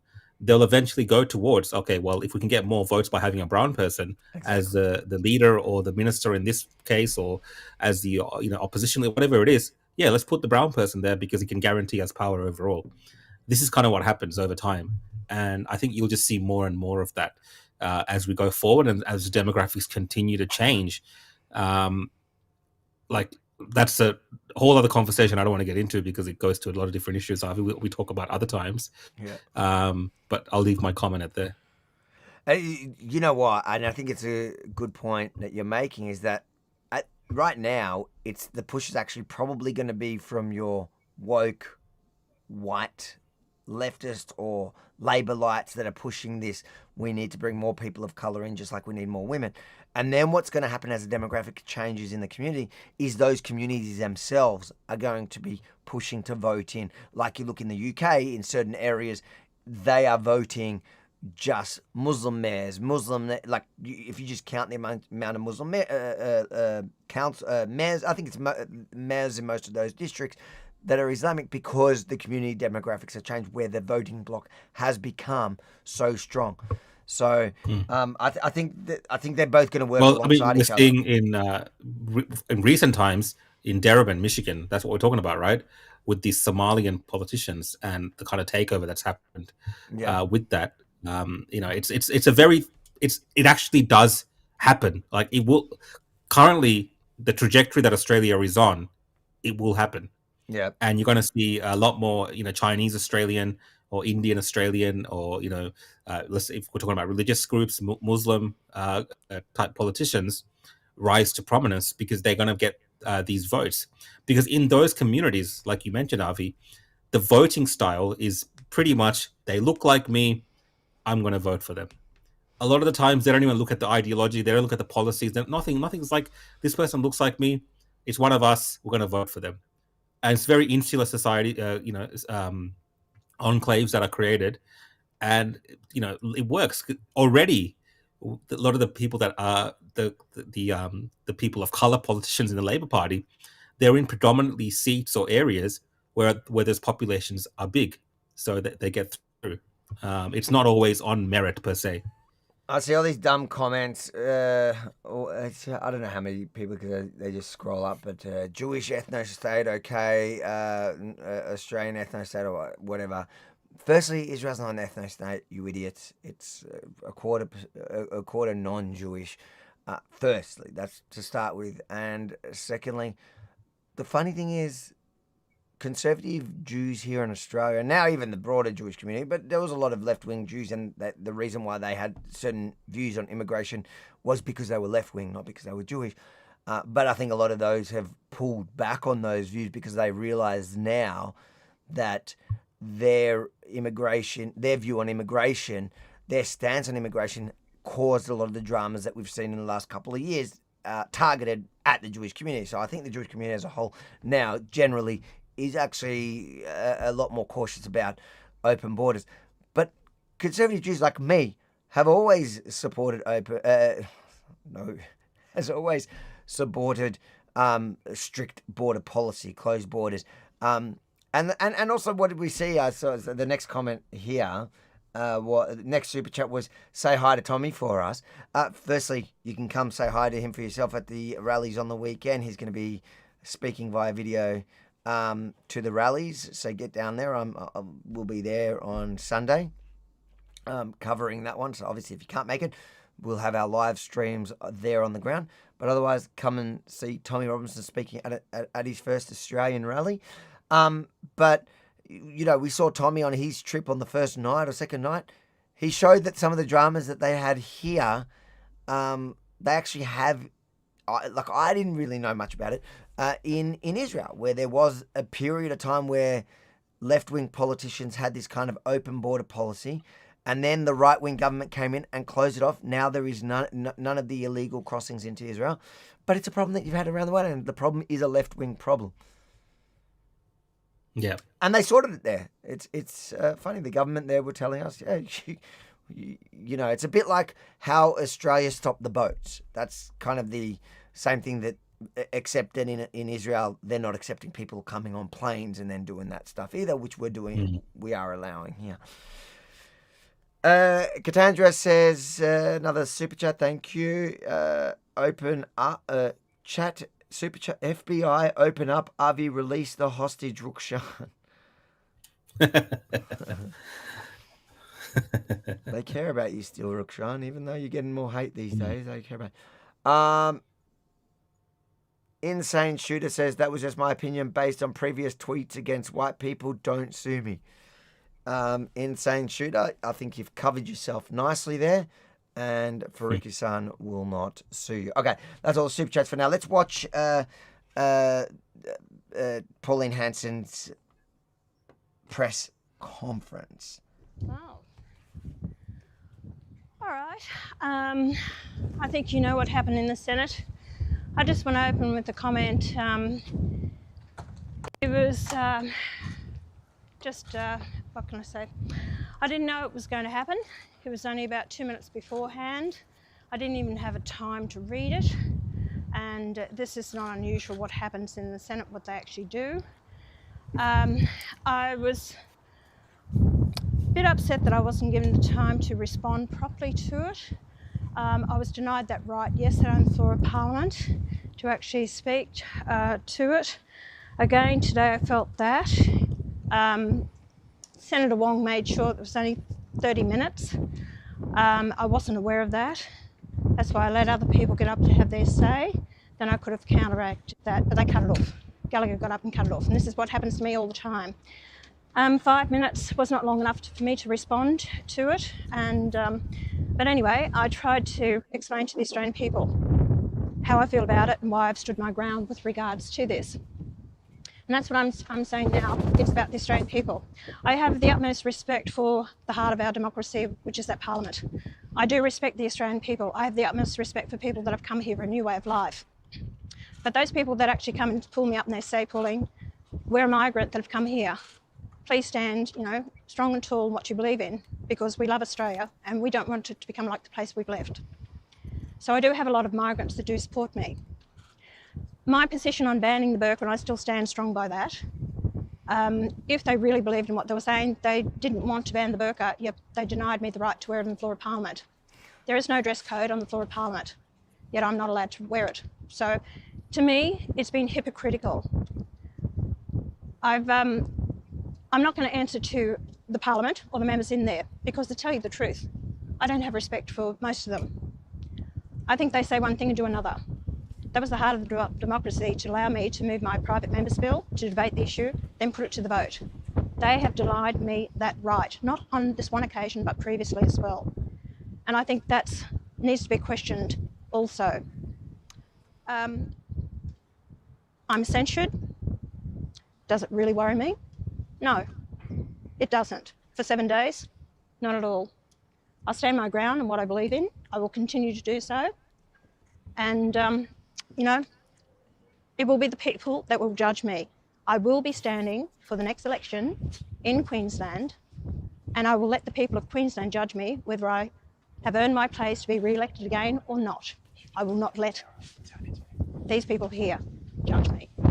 Senator Hanson, can you just explain what the point of all of this is? You've worn the burqa in there twice now over a course of 8 years. You've been kicked out for 7 days. Your bill's not even going to be debated at this point. So what's the point? What have you achieved by doing this? It was never, they were never intending to debate the bill. And the first time I wore it, was about, there was no dress code in the chamber. And what I wanted to do was set a precedent there that let's decide on it. They threw it out. They wouldn't even vote on it, did nothing about it. They threw it out. If they had done that 7 years ago, I would never have been able to wear the burqa. When I introduced my bill yesterday, straight away, without even getting through introduction of the bill, they shut it down. One voice, that's all it takes. There was two. Tammy Tyrrell from Tasmania denied me that right, and so did the Greens. So without even allowing me to introduce the bill, they denied me that right. Why? If you think that the Australian people are on their side, debate the bill, let it go to the vote, and then the decision's made. But they denied me that right. And when they denied me that right to ban the burqa, well, if you don't want to ban the burqa, then I'll go and put it on. And that's exactly what I did. And that even upset them more. So you don't want to ban it, but you don't want me wearing it. Can I just understand why you're putting this on the agenda? Are you aware of any incident in Australia? It's not about incidents. It's not about incidents. It's the same thing as what I put up about climate change, or I put up about immigration policies, and I've spoken against multiculturalism. It's having a vision for the future, where the country's headed. These buggers in here have no idea about that whatsoever. So what it's about is having vision and seeing what's going to happen in the future. That's why I've spoken about multiculturalism. And now, I was ridiculed for it at the time. Now you have even John Howard's come out and said it hasn't worked. Other leaders of other nations said it hasn't worked. We are multiracial, people from all different cultural backgrounds, but we must be Australians, all treated equally under one law. That's why I have brought this about with many things, even with climate change. I've been the one who opposed even COVID-19, I've opposed the voice based on it wasn't equal rights for all Australians. Senator, why now? You've done this 7 years ago. Why are you doing it now? You didn't listen to my explanation. I'm sorry. I said it was not a requirement in the Senate. And I spoke to Senator Ryan at the time. He said there is no dress code for the Senate.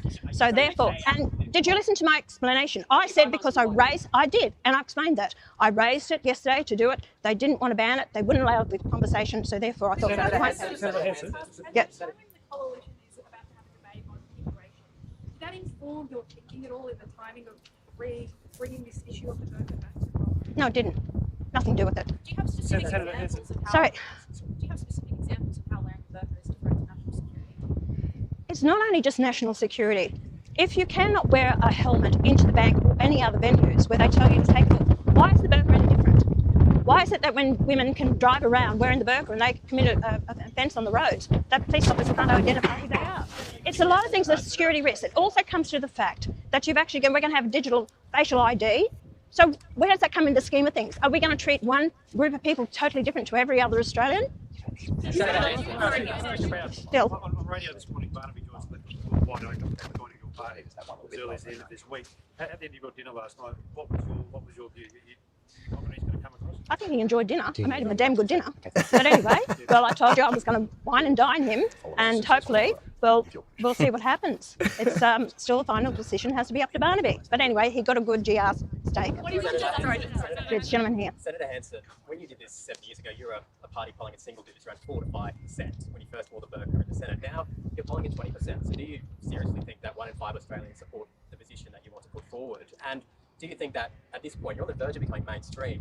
Why go back to what many people see as a fringe issue as opposed to having the agenda to other issues that Australians are really talking about, like the cost of living? Look, I totally agree with you. It is very important to the Australian people, especially with our policies of getting rid of climate change and bringing in an energy policy, which I'll be introducing at the end of the week. So, and the cost of living, totally agree. The farming sector, agriculture, industries, manufacturing, very, very important, high on my agenda, as is family law. National security has been a big issue, and it's also about women's rights, you know. These women who are actually forced to wear the burqa, which don't want to. This is not the Australian culture, Australian way of life. I'm not having a go at it as religion. And people, they're confused. It is not a religious requirement. I respect people of different faiths. I don't always agree with their religious beliefs, but that's not the point here. This is Australia, and 24 countries around the world, including Islamic countries, have actually banned the burqa. So we have to take note of this. Why have they banned it? And mostly it's because they want assimilation. And, you know, I'll state that case. Like I said, the people will judge me. And if I direct people, go to my social pages, listen to the feedback on these radio stations that I've had, and they've told me overwhelming support for myself on this issue. I was pulled up, I came out of the gallery to meet a couple of friends who arrived today. They've actually said, good on you. You know, respect what you're doing. Don't give up. That's a public. As I said, the people will judge me. Not the politicians here who believe they have all the answers, which they don't. That's why this country is in one hell of a mess. I'm going to take 2 more questions. Senator Hanson, so just on the burqa, you talk about the future of Australia and maintaining an Australian culture. Is it just the burqa that you have a problem with, or are there other religious and cultural symbols, something like the hijab, but also turbans for Sikh people, perhaps? Is it just the burqa? But no, as I said, full face coverings. That's what the legislation was about, full face coverings. And the fact is, you know, Islamic fundamentalism, that concerns me. Radicalisation that has happened in this country, Sharia law in some parts of our suburbs, that concerns me, you know, and standing up for women, being able to wear what they want to wear and not being suppressed by the males who want to take them back, you know, hundreds of years. And if people of this parliament screaming out all the time at the Greens and everyone about women's rights and everything like that, but you ignore what is happening, female circumcision that is happening, control of the women, young marriages to women, isn't this important? Are we just going to ignore all this? I'm sorry, I won't. I will keep standing my ground with regards to this.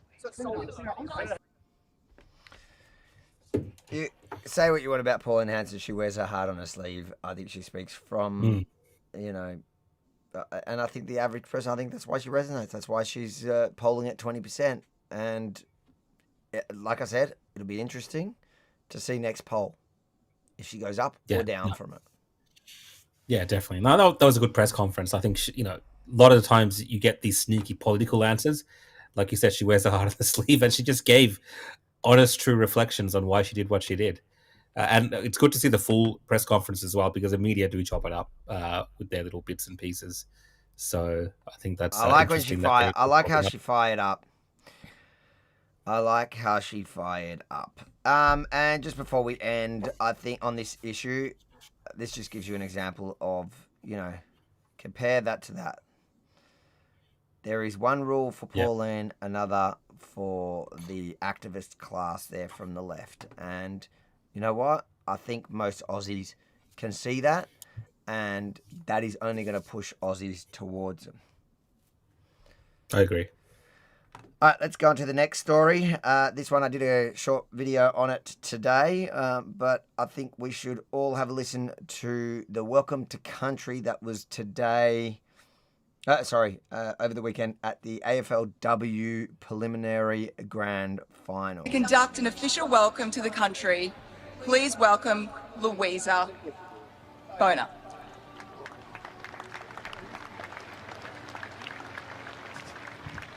Thank you very much for the lovely, warm introduction.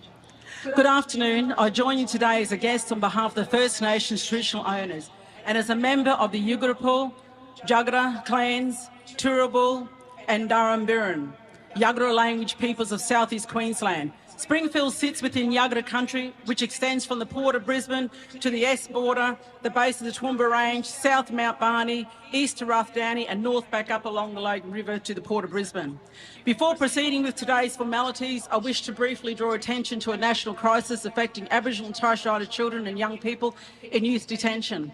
Our children remain disproportionately represented in these systems and are often too treated not as children, young people deserving care, protection and opportunity, but as a number within the structures that serve political and economic interests rather than community well-being. The drivers of this crisis are well known: the ongoing impacts of colonisation, systemic racism, limited recognition of sovereignty, resistance to Indigenous leadership and continued land and economic dispossession. These issues are a matter of social justice, human rights and legal responsibility. There are other countries such as New Zealand and American Native Indians that are leading in these areas and addressing issues in their own country. Australia has already committed to frameworks that uphold rights to self-determination, including the Anti-Discrimination Act 1991, international human rights covenants recognised by the Australian Human Rights Commission, the United Nations Declaration of the Rights of Indigenous Peoples, particularly Article 3 and 4 on self-determination and self-government. The Closing the Gap framework also requires governments to strengthen Aboriginal and Torres Strait Islander families, communities and cultures.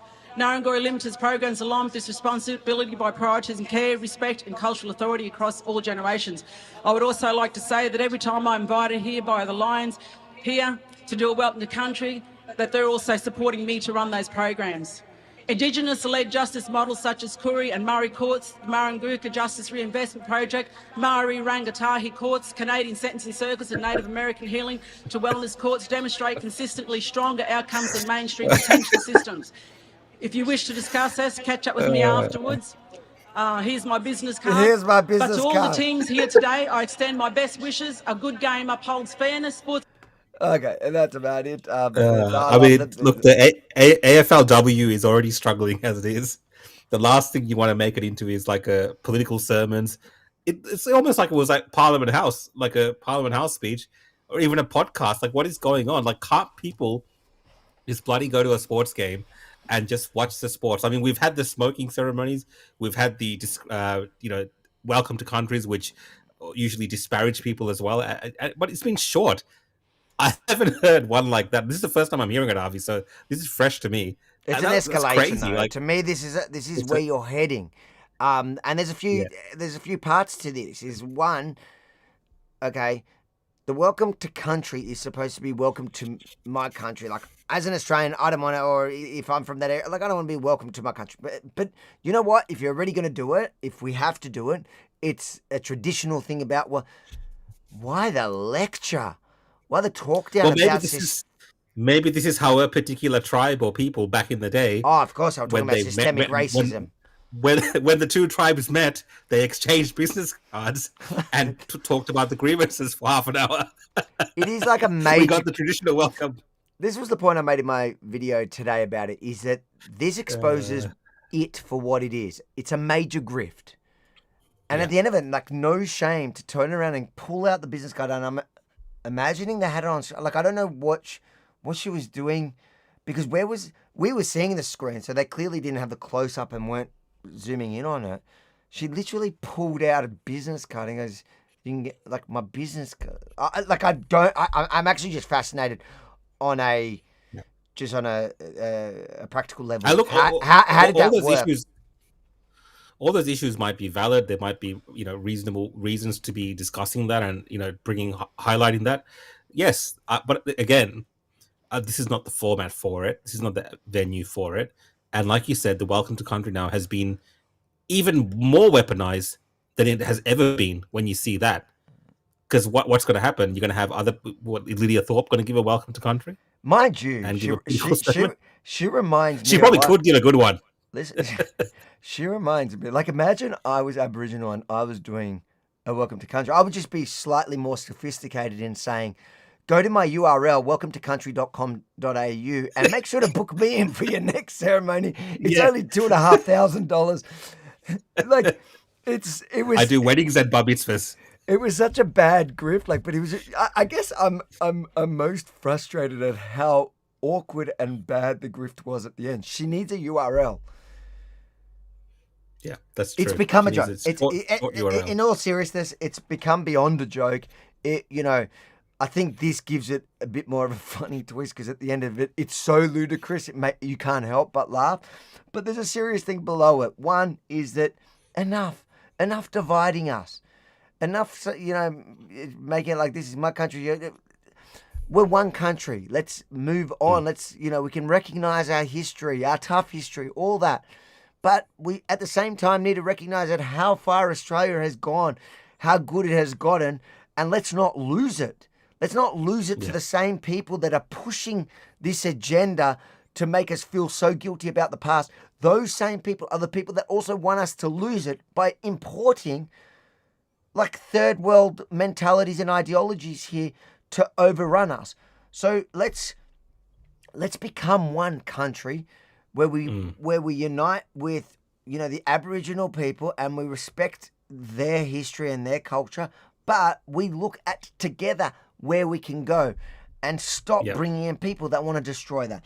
And then on top of that, dude, like, I'm not paying for this crap anymore. Why am I paying for this? Why do we pay for this? Like, when I say I'm paying, like, as a taxpayer, we pay for all these Welcome to Countries at all these different government ceremonies. And it's thousands of dollars. Like, she got thousands of dollars to stand there and grift.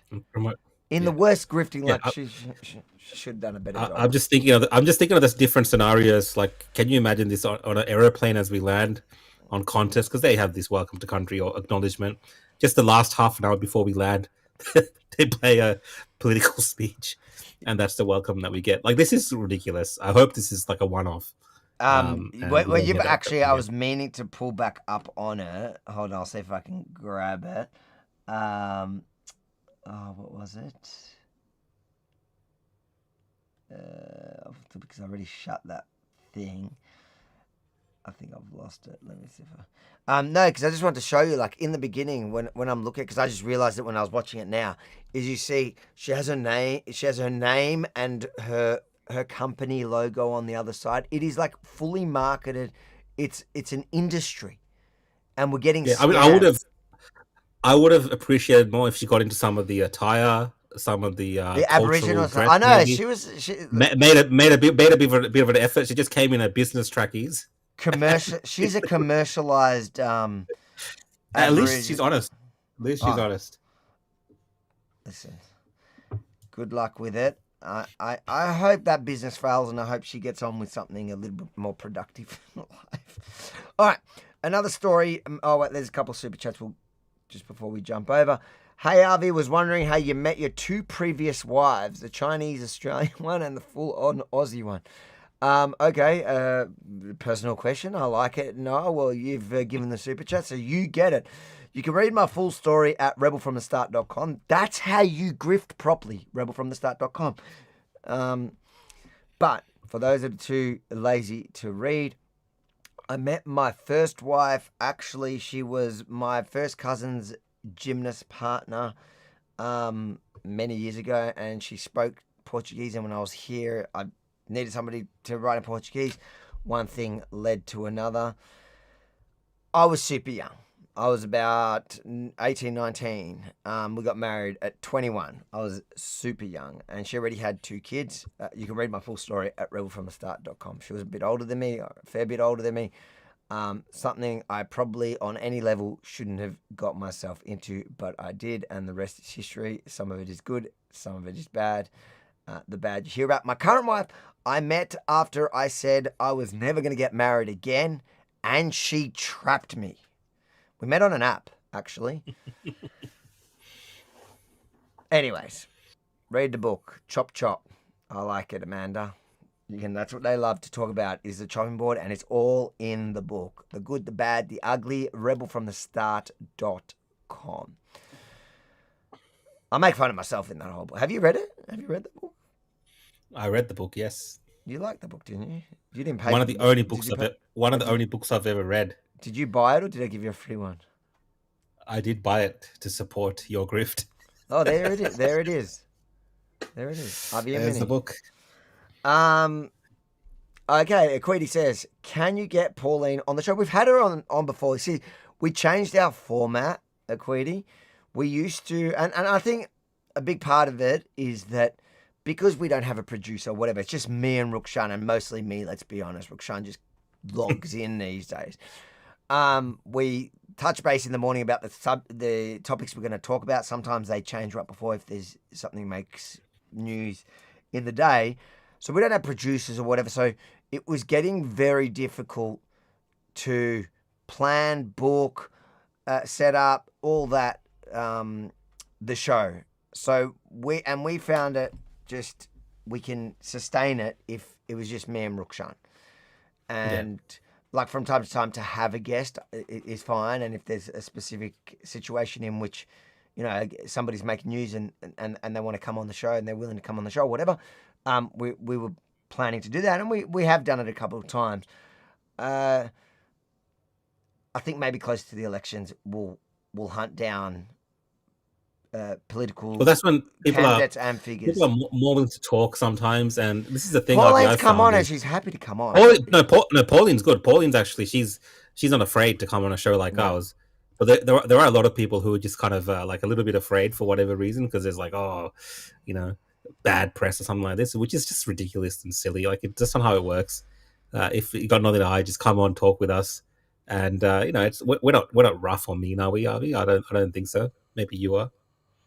Yeah.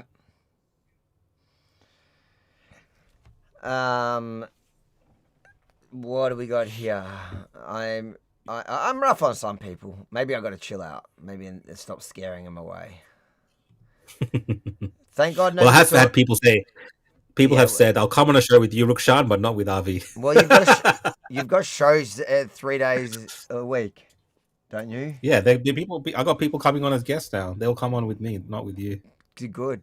I don't want those pussy guests that you have. You know who the best guest we had is? Sorry, I got on a tangent, but I reckon the best guest we ever had was Kamal. But that was also in the studio. I think like having a guest in the studio is fun. Yeah. Because you can look in their eyes. Oh, but with Kamal, he was actually virtually anyway. So I don't know what I'm talking about. Sam Newman was in the studio. That was me. Baz Darkhorse says, "Thank God no one saw the game." That's mean, Baz. But thank you for the super chat. We appreciate that.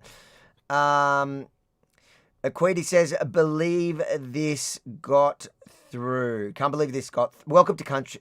Oh, I got what you. I see what you did there, Equity. You're talking about the filter not capturing it. You've tricked it. Good work. 80 says, I think I changed the filter because everybody was complaining that their comments weren't coming through. Their super chats were getting stopped or something. And we were losing that money. And you know how that makes me go crazy. 80 says, any income generated from Crown land in Melbourne will be claimed by the Indigenous industry. I suspect you might be right. What do you reckon? Well, that's with the whole the Indigenous Parliament thing that they set up in Victoria. That is a part of the end goal is something akin to this. Yeah. It's going to happen at some point. Thanks for the super chat, 80. What have we got? Sil says, "Hi, Avi Rukshan. Glad to finally be on your live stream. Question for Avi. Can I have a signed copy of your book if I donate over $200 as per your promo?" Absolutely. Send me a message and I can send you one out if you want to. I can't remember the promo, but yeah, we can certainly honour that. Send me a message, avi@rebelnews.com. I'm not very good at answering messages, but if it says you're going to give us $200, I guarantee you I'll answer that one. If you want, I will sign a copy. Just do a super chat on my YouTube instead, and I'll send you a copy that Avi gave me, a signed copy, and I'll sign it as well. And you can just do a $100 super chat. I'll send that through to you guys. He's giving you a 50% discount. I love it. My guy 710 says, "Thank you for the super chat. It's crazy how Charlie Kirk's death only happened 2 months ago, yet on internet time it feels more like 5 years. People don't really talk about it as much. In fact, the only people talking about it still, really, is Candace Owens. And I feel like she's made it dirty to talk about it on the right in the podcast, because you now, like, when you hear people talking about it, it feels like they're using it for personal gain." Yeah, it's gotten to the level of conspiratorial to discuss in any fashion. I think there will be a lot more discussion around this when the trial happens, or depending on how that all goes down. But yeah, as of right now, a lot of people are trying to avoid the subject because it has become so tainted by the likes of Candace Owens. And she says she's doing it for virtuous reasons, and she's the only one that can solve all of this. Recently, she's gotten to the point of saying that she's the target of an assassination plot from the French president and the First Lady, involving the French Secret Service. And somehow all of this, she has also linked back to Charlie Kirk as well. So we are getting into extreme levels of conspiracy. I know there's a lot of Candace supporters that watch this show, but guys, think about what think about what you're listening to, and think about the results that she's been able to. I just find it so funny. Right. Like the people that claim to be the biggest critical thinkers, who don't believe anything, are like believing the craziest shit from Candace Owens at the moment. Like that whole assassination plot. Like, you guys, wake up. Ask for actual proof. Stop getting little drips and drops. Get actual proof of it. Like, it's the most, if you actually step back and zoom out, you're falling for the biggest nonsense. You're falling for it. Like, you talk about the mainstream media lying to everybody and people just following like sheep. You have become the sheep. There's a couple of funny comments that I just saw people talking about in response. I did call her the First Lady. I don't know. Maybe she was right about that. I don't know. Maybe it's not the First Lady. I don't know. Who cares about that part of it? Who cares? The rest of it. Yes. Like, you're falling. Well, no, I'm talking about the assassination part. Avi, give your business card, people are saying. Laugh out loud, go rookie. Somebody's like, haha, one trip to Israel and he already mastered business. These are just from the normal comments. Outdoing the Jew. This is great. These comments are fun. It's great. They're all scrolling on the side. That's how I see it, because it just scrolls on the side. I like that new feature. Is it big enough for people? Are people seeing it on the phones? I think we could have it a little bit bigger, but it's okay. It's good. I think you could see it. I've got a little phone here just so I could see it, and I can read it, and I'm half blind. Sunny First Fleet says, Australian crowd just took it on the chin. Pretty respect, much Avi, but apparently Australians are racist. What? Hold on. What are we saying? Sunny's saying that the crowd that were watching the Welcome to Country lecture. Oh, that's what we're talking about. Yeah. Were respectfully listening and just took it on the chin, but yet people call them racist. Yeah.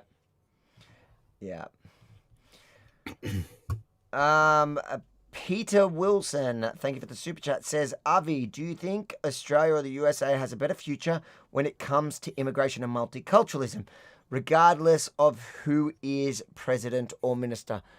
It's a good question. I think America is also, it depends where you're talking in America. They're very different. Like, states in America are like different countries.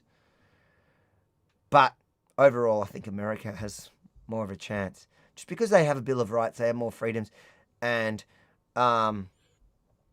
people are willing to stand up there more than they are here. What do you reckon? Even the lefties, there is a American identity that even the Democrats prescribe to. Like they all support or celebrate the 4th of July, for instance, as a national holiday. So there is a reverence there for the military from both sides. I know they have weird policies around it, perhaps on the left, but there is an understanding of what an American is to a greater extent than what we have in Australia. We have a lot of things still not settled when it comes to Indigenous question, for instance, and that plays into a lot of the disharmony that we have with immigration and people taking advantage of that. So I do see that America is somewhat more united than countries like Australia, with this historical respect that they have for their past presidents and their foundation and their independence and their Bill of Rights. Like they all talk about those things, but with different interpretations, if that makes sense. Yeah. I agree. It's Leo says, I'm not sure where people are getting this idea that Charlie Kirk was somehow becoming anti-Israel. Just look at his college debates about Israel. It's just nonsense. People rewriting Charlie's entire history. Yeah, there's a few times that he was critical of Israeli policy. He was absolutely not becoming anti-Israel. And that's how you know somebody's not really his friend. If they're rewriting his entire legacy to suit that just happens to suit their redirection, their new direction, then they're probably not as close to it. Anyways, that's nothing Candace Owens says today you can believe. You just can't. You need proper evidence. What are your views? Paul Murray says, what are your views on Sam Harris? There's a lot of Sam Harris that I listen to Sam Harris. I think he's a smart guy. I think he gets some stuff wrong. I think he was certainly wrong about Elon Musk and Twitter and all that. But, you're not going to agree with anyone all the time, but I think he's probably worth listening to. I don't know, do you listen to Sam Harris ever?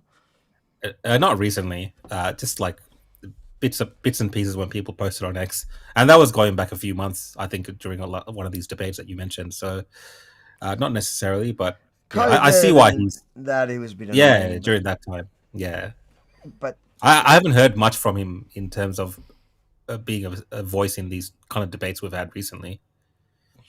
Yeah, a prominent voice. I do listen. Look, Sam Harris is the kind of content that you consume if you want to listen to long form, more intellectual stuff. His guests are usually really good. It's not like I haven't seen many debates with him lately. Those are usually more interesting, but sometimes I just want to hear a perspective on a certain issue, especially when it comes to American policies, to give me a more rounded understanding. But I think he's valid. I think he's a decent voice. I just wouldn't take everything he says as gospel, for sure not.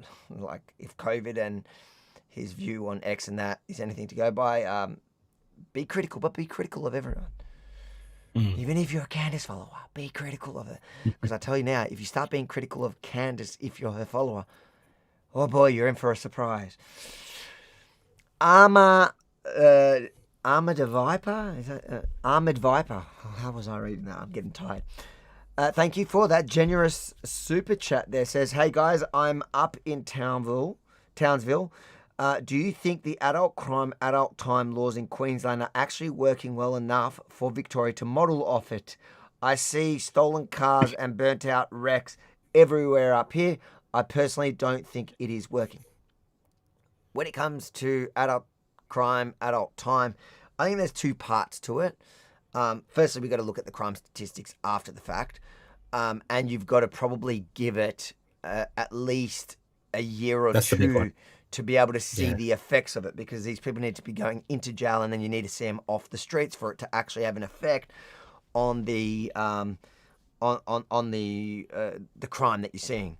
But having said that, like on top of it, is it working? Well, if these kids are committing adult crimes and then they're off the street, to me, it's already working because they're just off the streets. So that guy is 100% less likely to re-offend in an adult crime when he's in jail because he just can't do it. So I think I strongly believe in that. For both parts, I think that it is a deterrent. I think if you look overseas, if you look at countries that are, in the Middle East, for example, that are very, very strict on any counter-terrorism laws, suddenly you don't see any terrorism. When they know they're going to potentially face the firing squad, suddenly, and I'm not saying you should, but the point is, I'm not advocating for capital punishment, but I'm saying in countries where there is capital punishment for terrorism, suddenly there is very low terrorism. And that is because it works. When there is a proper deterrent, people don't do it. People don't commit those offences. Yeah, I agree. I think it's mainly the time thing. There's a time lag, obviously. And of course, I agree with you somewhat without the capital punishment element. But you got to make an example of people so the word gets out. So I think, if you do end up having a lot of these kids being locked up, put away, doing adult time, word will spread for either whether it's the kids' families, the communities, or the kids through the kids themselves. That if we do get caught for these acts, we might be away for 2-3 years. So, it's going to take a bit of time for that to happen, but it's better than not doing anything. Yeah. So right now, the system we have in Victoria is do a crime, get out on bail if you're under 18, and that can happen 30, 40, 50 times, and nothing really changes. Baz says that he's trying to send super chats and they are bound, they're blocking him. So Baz, just send me a screenshot, avi@rebelnews.com, just so I understand what's blocking. So when you try to do one, show me whatever happens so that I can see if it's still in my settings. I see somebody on X saying capital punishment is highly necessary for civilized society to remain moral, which is an interesting take because many on the other side will argue that that capital punishment in itself makes you an uncivilized society. However, I do believe that time and place, and I think in certain instances, like if somebody beyond reasonable doubt has been convicted of heinous child sex offences. I'm not against it. I'm not against it. But we don't have it, and you know what? Like, that's fine. As a society, we've progressed past it. The point I was making in saying that capital punishment works in the Middle East is that you suddenly don't then see. So it's just like an extreme example of capital adult crime, adult time. So when people know that they're going to face real consequences, and the ultimate consequence is capital punishment. So like I don't know. I wouldn't really want to bring capital punishment back to Australia. Like I for a few reasons, but I think it is a bit barbaric. But I can understand in certain places where they do want to bring it in because it plays as the ultimate deterrence. Like in a place where you have high levels of terrorism and you want to scare people out of doing it, people who have thought traditionally, well, I can try, worst case scenario, I get locked into jail, or like if I involve myself in it, I go to jail, and in jail it's quite cushy there compared to my life outside jail. Plus, my family's going to be taken care of by the terrorist organisation. Now, like, I can understand, like, the conversation around. I don't think in Australia we really have the necessity for it, to even have that conversation. But I think any conversation shouldn't be out of bounds. But chemically castrating to those kind of offences to protect future children, I'm also not against that one. Anyways, we're getting quite radical. I think let's go on to the last. Is it the last one that I have? Oh no, there's two quick ones. All right, this one. This was beautiful. Making news earlier this week. Let me just. Daniel Andrews is about my least favourite person in the world. I think Daniel Andrews not only ruined Victoria, he almost ruined my life. I rented a house in Palm Beach, and it actually happened to be a house that's owned by Donald and Eric Trump, and it shares a fence with Mar-a-Lago. The president was nice enough, he knew that I'd rented the house, and he invited me for dinner. Prime Minister of Israel was a dear friend to me when I needed help, and I will never forget that. I'm sure you saw it. What was your reaction when you saw that? Yeah, look, I mean, there was other comments attributed to him from that interview as well. Was it the filthy? Yeah. He called him. I can't remember the exact term now, but I often wonder. It's good hearing from these type of individuals about their views on someone like Daniel Andrews, because it shows you that he pissed off a lot of different types of people in society.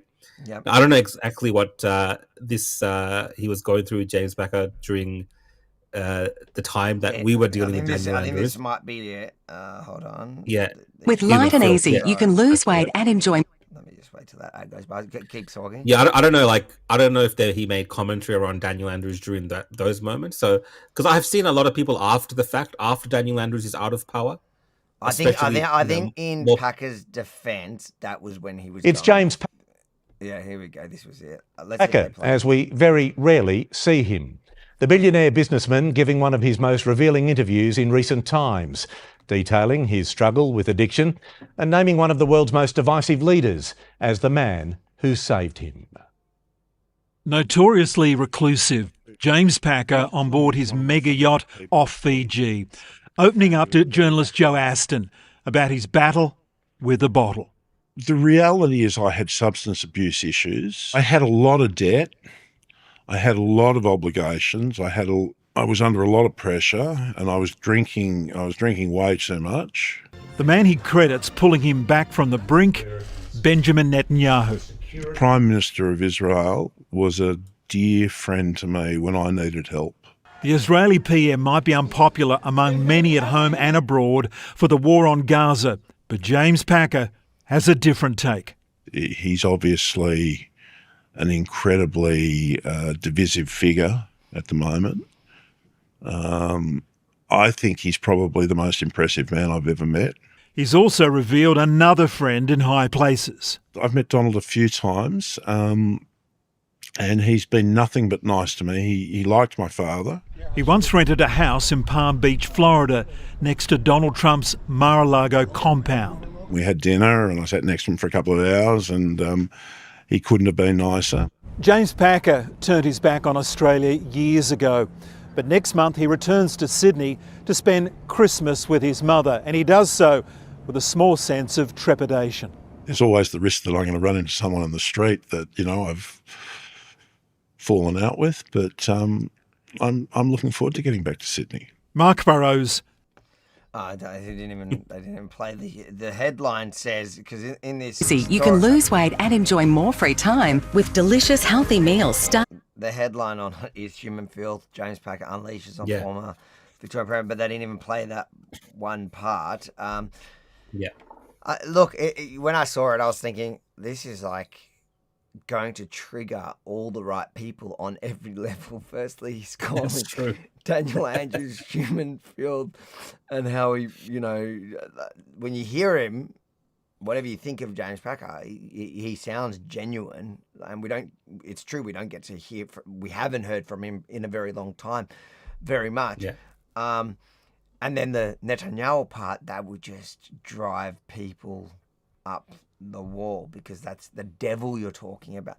So you're calling our hero Dan human filth, and you're calling the devil nothing but good to me.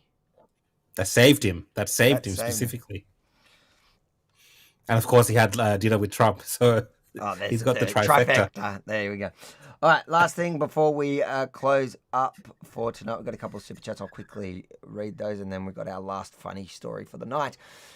Benji asks thoughts on Brandon Tatum. I like him. Yeah, he's consistent. That's right. The Book of Dark says, what do you think of euthanasia? Good question. You want to get me in trouble here. Look, there's a bit of confliction. I am somebody that believes in autonomy. People should have, like, I'm slightly libertarian when it comes to that, but I think it's also a dangerous space. My concern is you don't want to encourage people to kill themselves. It's the last thing you want to do. You want to, but on the other side of it, I understand when somebody is very unwell and suffering and it's terminal, and they don't want to prolong their own sickness. Like, how would I feel in that moment? So I think, again, this is a conversation that should be discussed. I don't know. What's your take on it? Yeah. So again, I think that's the issue is the legalities and the laws around it and the regulations of such a thing, to the extent of what it means for, like what's happened with the whole hormone thing, Avi, where we have this people just taking these hormones now to change their gender, right? It Yep. becomes fashionable. Yep. I worry about things like this with like euthanasia.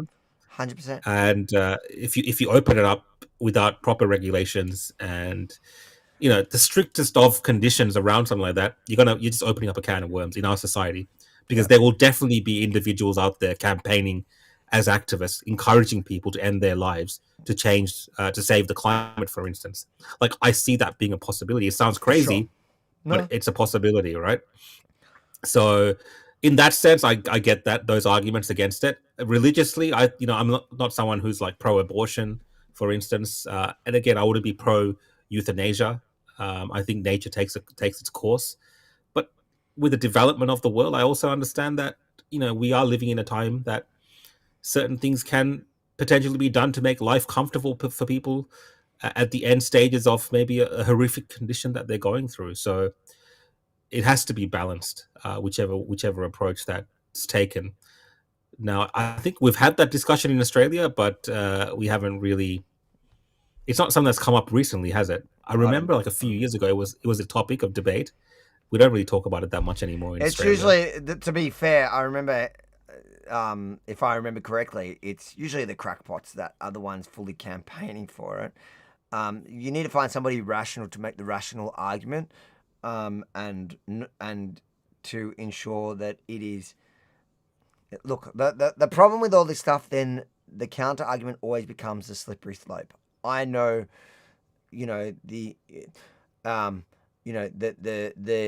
opening up to it would be, even if somebody's coming at it, like I would come at it with good intentions, going, okay, I'm talking about the person that's actually suffering at the end of life, that just goes, look, I don't want to live my next 3 months crapping into a nappy, having, my wife or my nurse have to change my nappy in pain. So for that person, I almost feel like it's more moral to put them out of their misery, right? But especially if they, like, only if they want, like if somebody prefers to be alive, of course. But the slippery slope of that being able to be abused. So what's more important in society? Is it to make people who don't want to suffer at the end have to suffer to protect people that could potentially abuse it, like abuse it also against mental, when people have a mentally ill sibling, child, parent, and they don't want to have to put up with them anymore, they convince them to legally euthanize. There are so many dangerous situations that would scare me, that it would have to be so controlled. I've not really thought about this topic for a long time. But I am seeing in the comments that it is pretty much fully legal across Australia. It's called voluntary assisted dying, but there's a lot of strict conditions. Yeah, voluntary assisted dying is legal in all Australian states and the Australian Capital Territory. I thought it was illegal. I thought people fly overseas to Europe, to Sweden. That's what I mean. I've just not focused on it. I remember the debates, but I just it's not something we discuss in everyday life. Susie says, I'm a support worker and there are plenty of people that wear nappies. It would wipe a lot of people out. I don't know if you're trying to be funny, but that just sounds horrible. Okay. I don't think you're trying to be funny, but like I just read that comment, I'm like, what? Yes. All right. Last video, last story.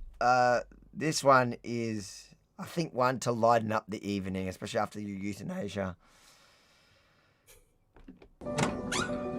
Welcome to the Schwab Academy. The mission of the Schwab Academy is to prepare people for the tremendous changes which will be caused by the transformation from the industrial to the intelligent age. The intelligent age is based on a combination of many life-changing technologies. Of course, artificial intelligence, but there is also quantum computing and many other technologies which will have a tremendous impact on how we live, how we communicate, and we have to prepare for those changes now. I started first with the book Thriving and Leading in the Intelligent Age to provide a kind of introduction. And now I'm looking at specific areas where I can help people to understand what's coming up and to prepare for it. I am scared of his, this because he's out of the WEF. I think he's leaving the WEF. He's out of, this is his next I feel bad. gig. I kind of feel bad for him because if you look at the quality of that video, I feel like it's his wife or he's got some grandkid or something to film it. You can see the thingo light. What do they call those round lights that you buy off Amazon? Yeah, and it's like this is the guy that was in charge of the world and many other technologies. So there's a light. You can see the guy, the guy that was. But the first shot is the best. The first shot, the cinematic Benji style cinematic shot, where someone's rushing up to the door, boom. But this is a guy that has fallen from grace, Avi, because the WEF did make him resign as director, and then they did open an investigation into him, and now he's been reduced to coming up with some new grift.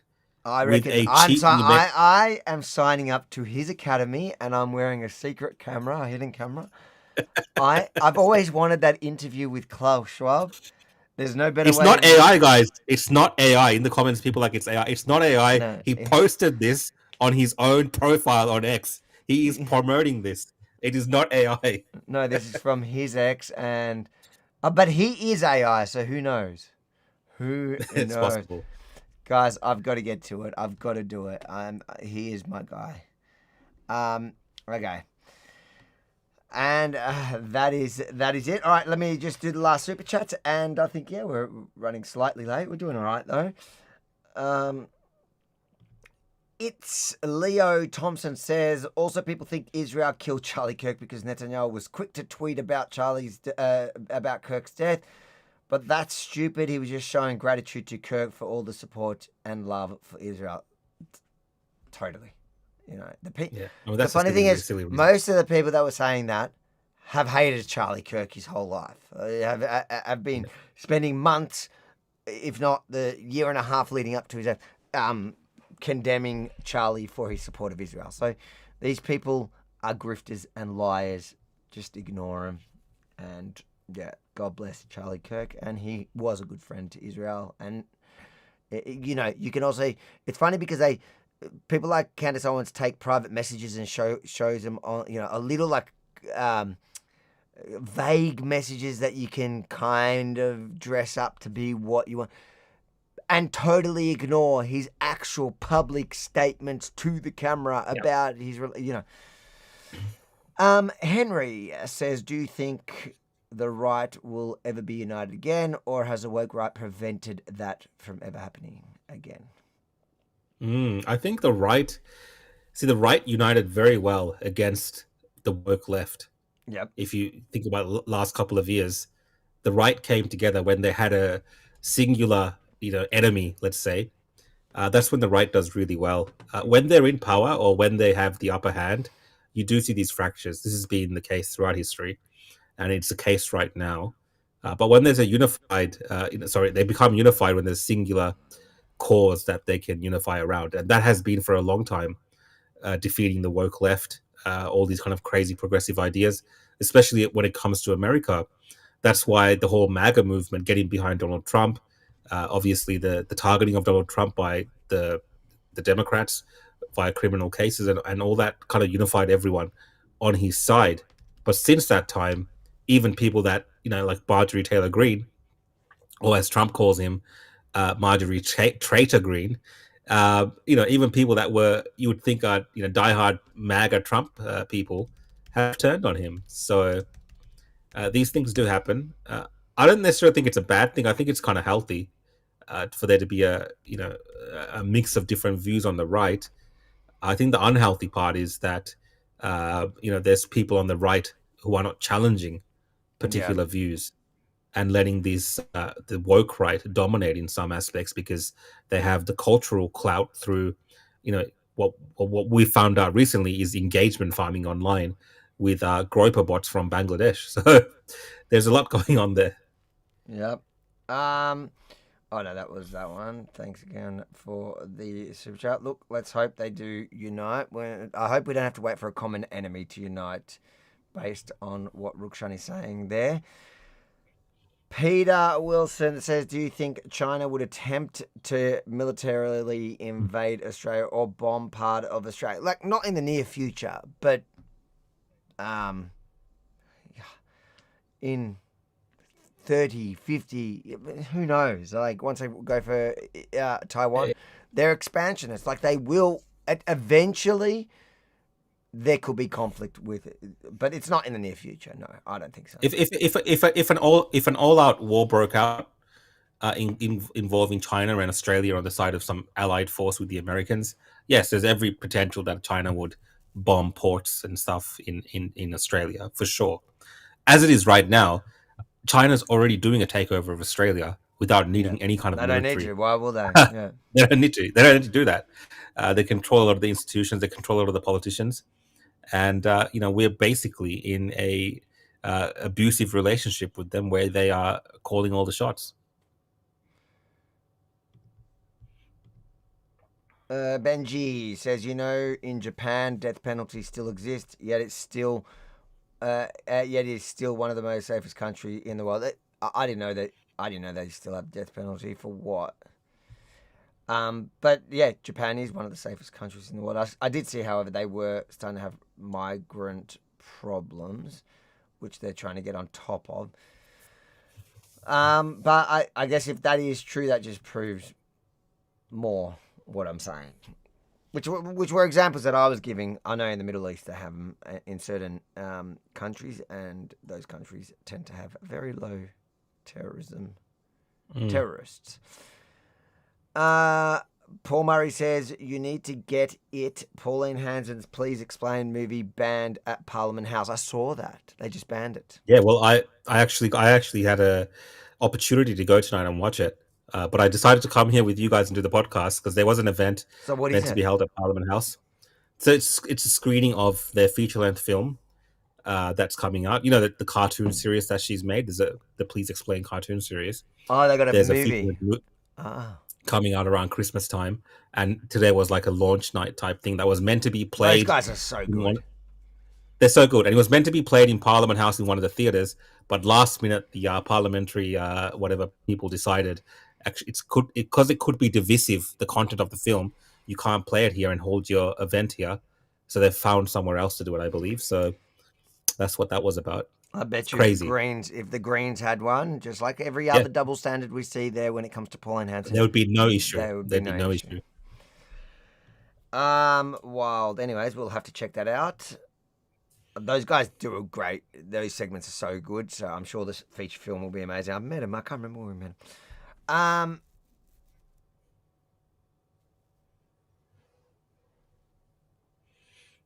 You're getting rid of that whole comment, are you? Yeah, I was just trying to read the nappy one, but I lost it.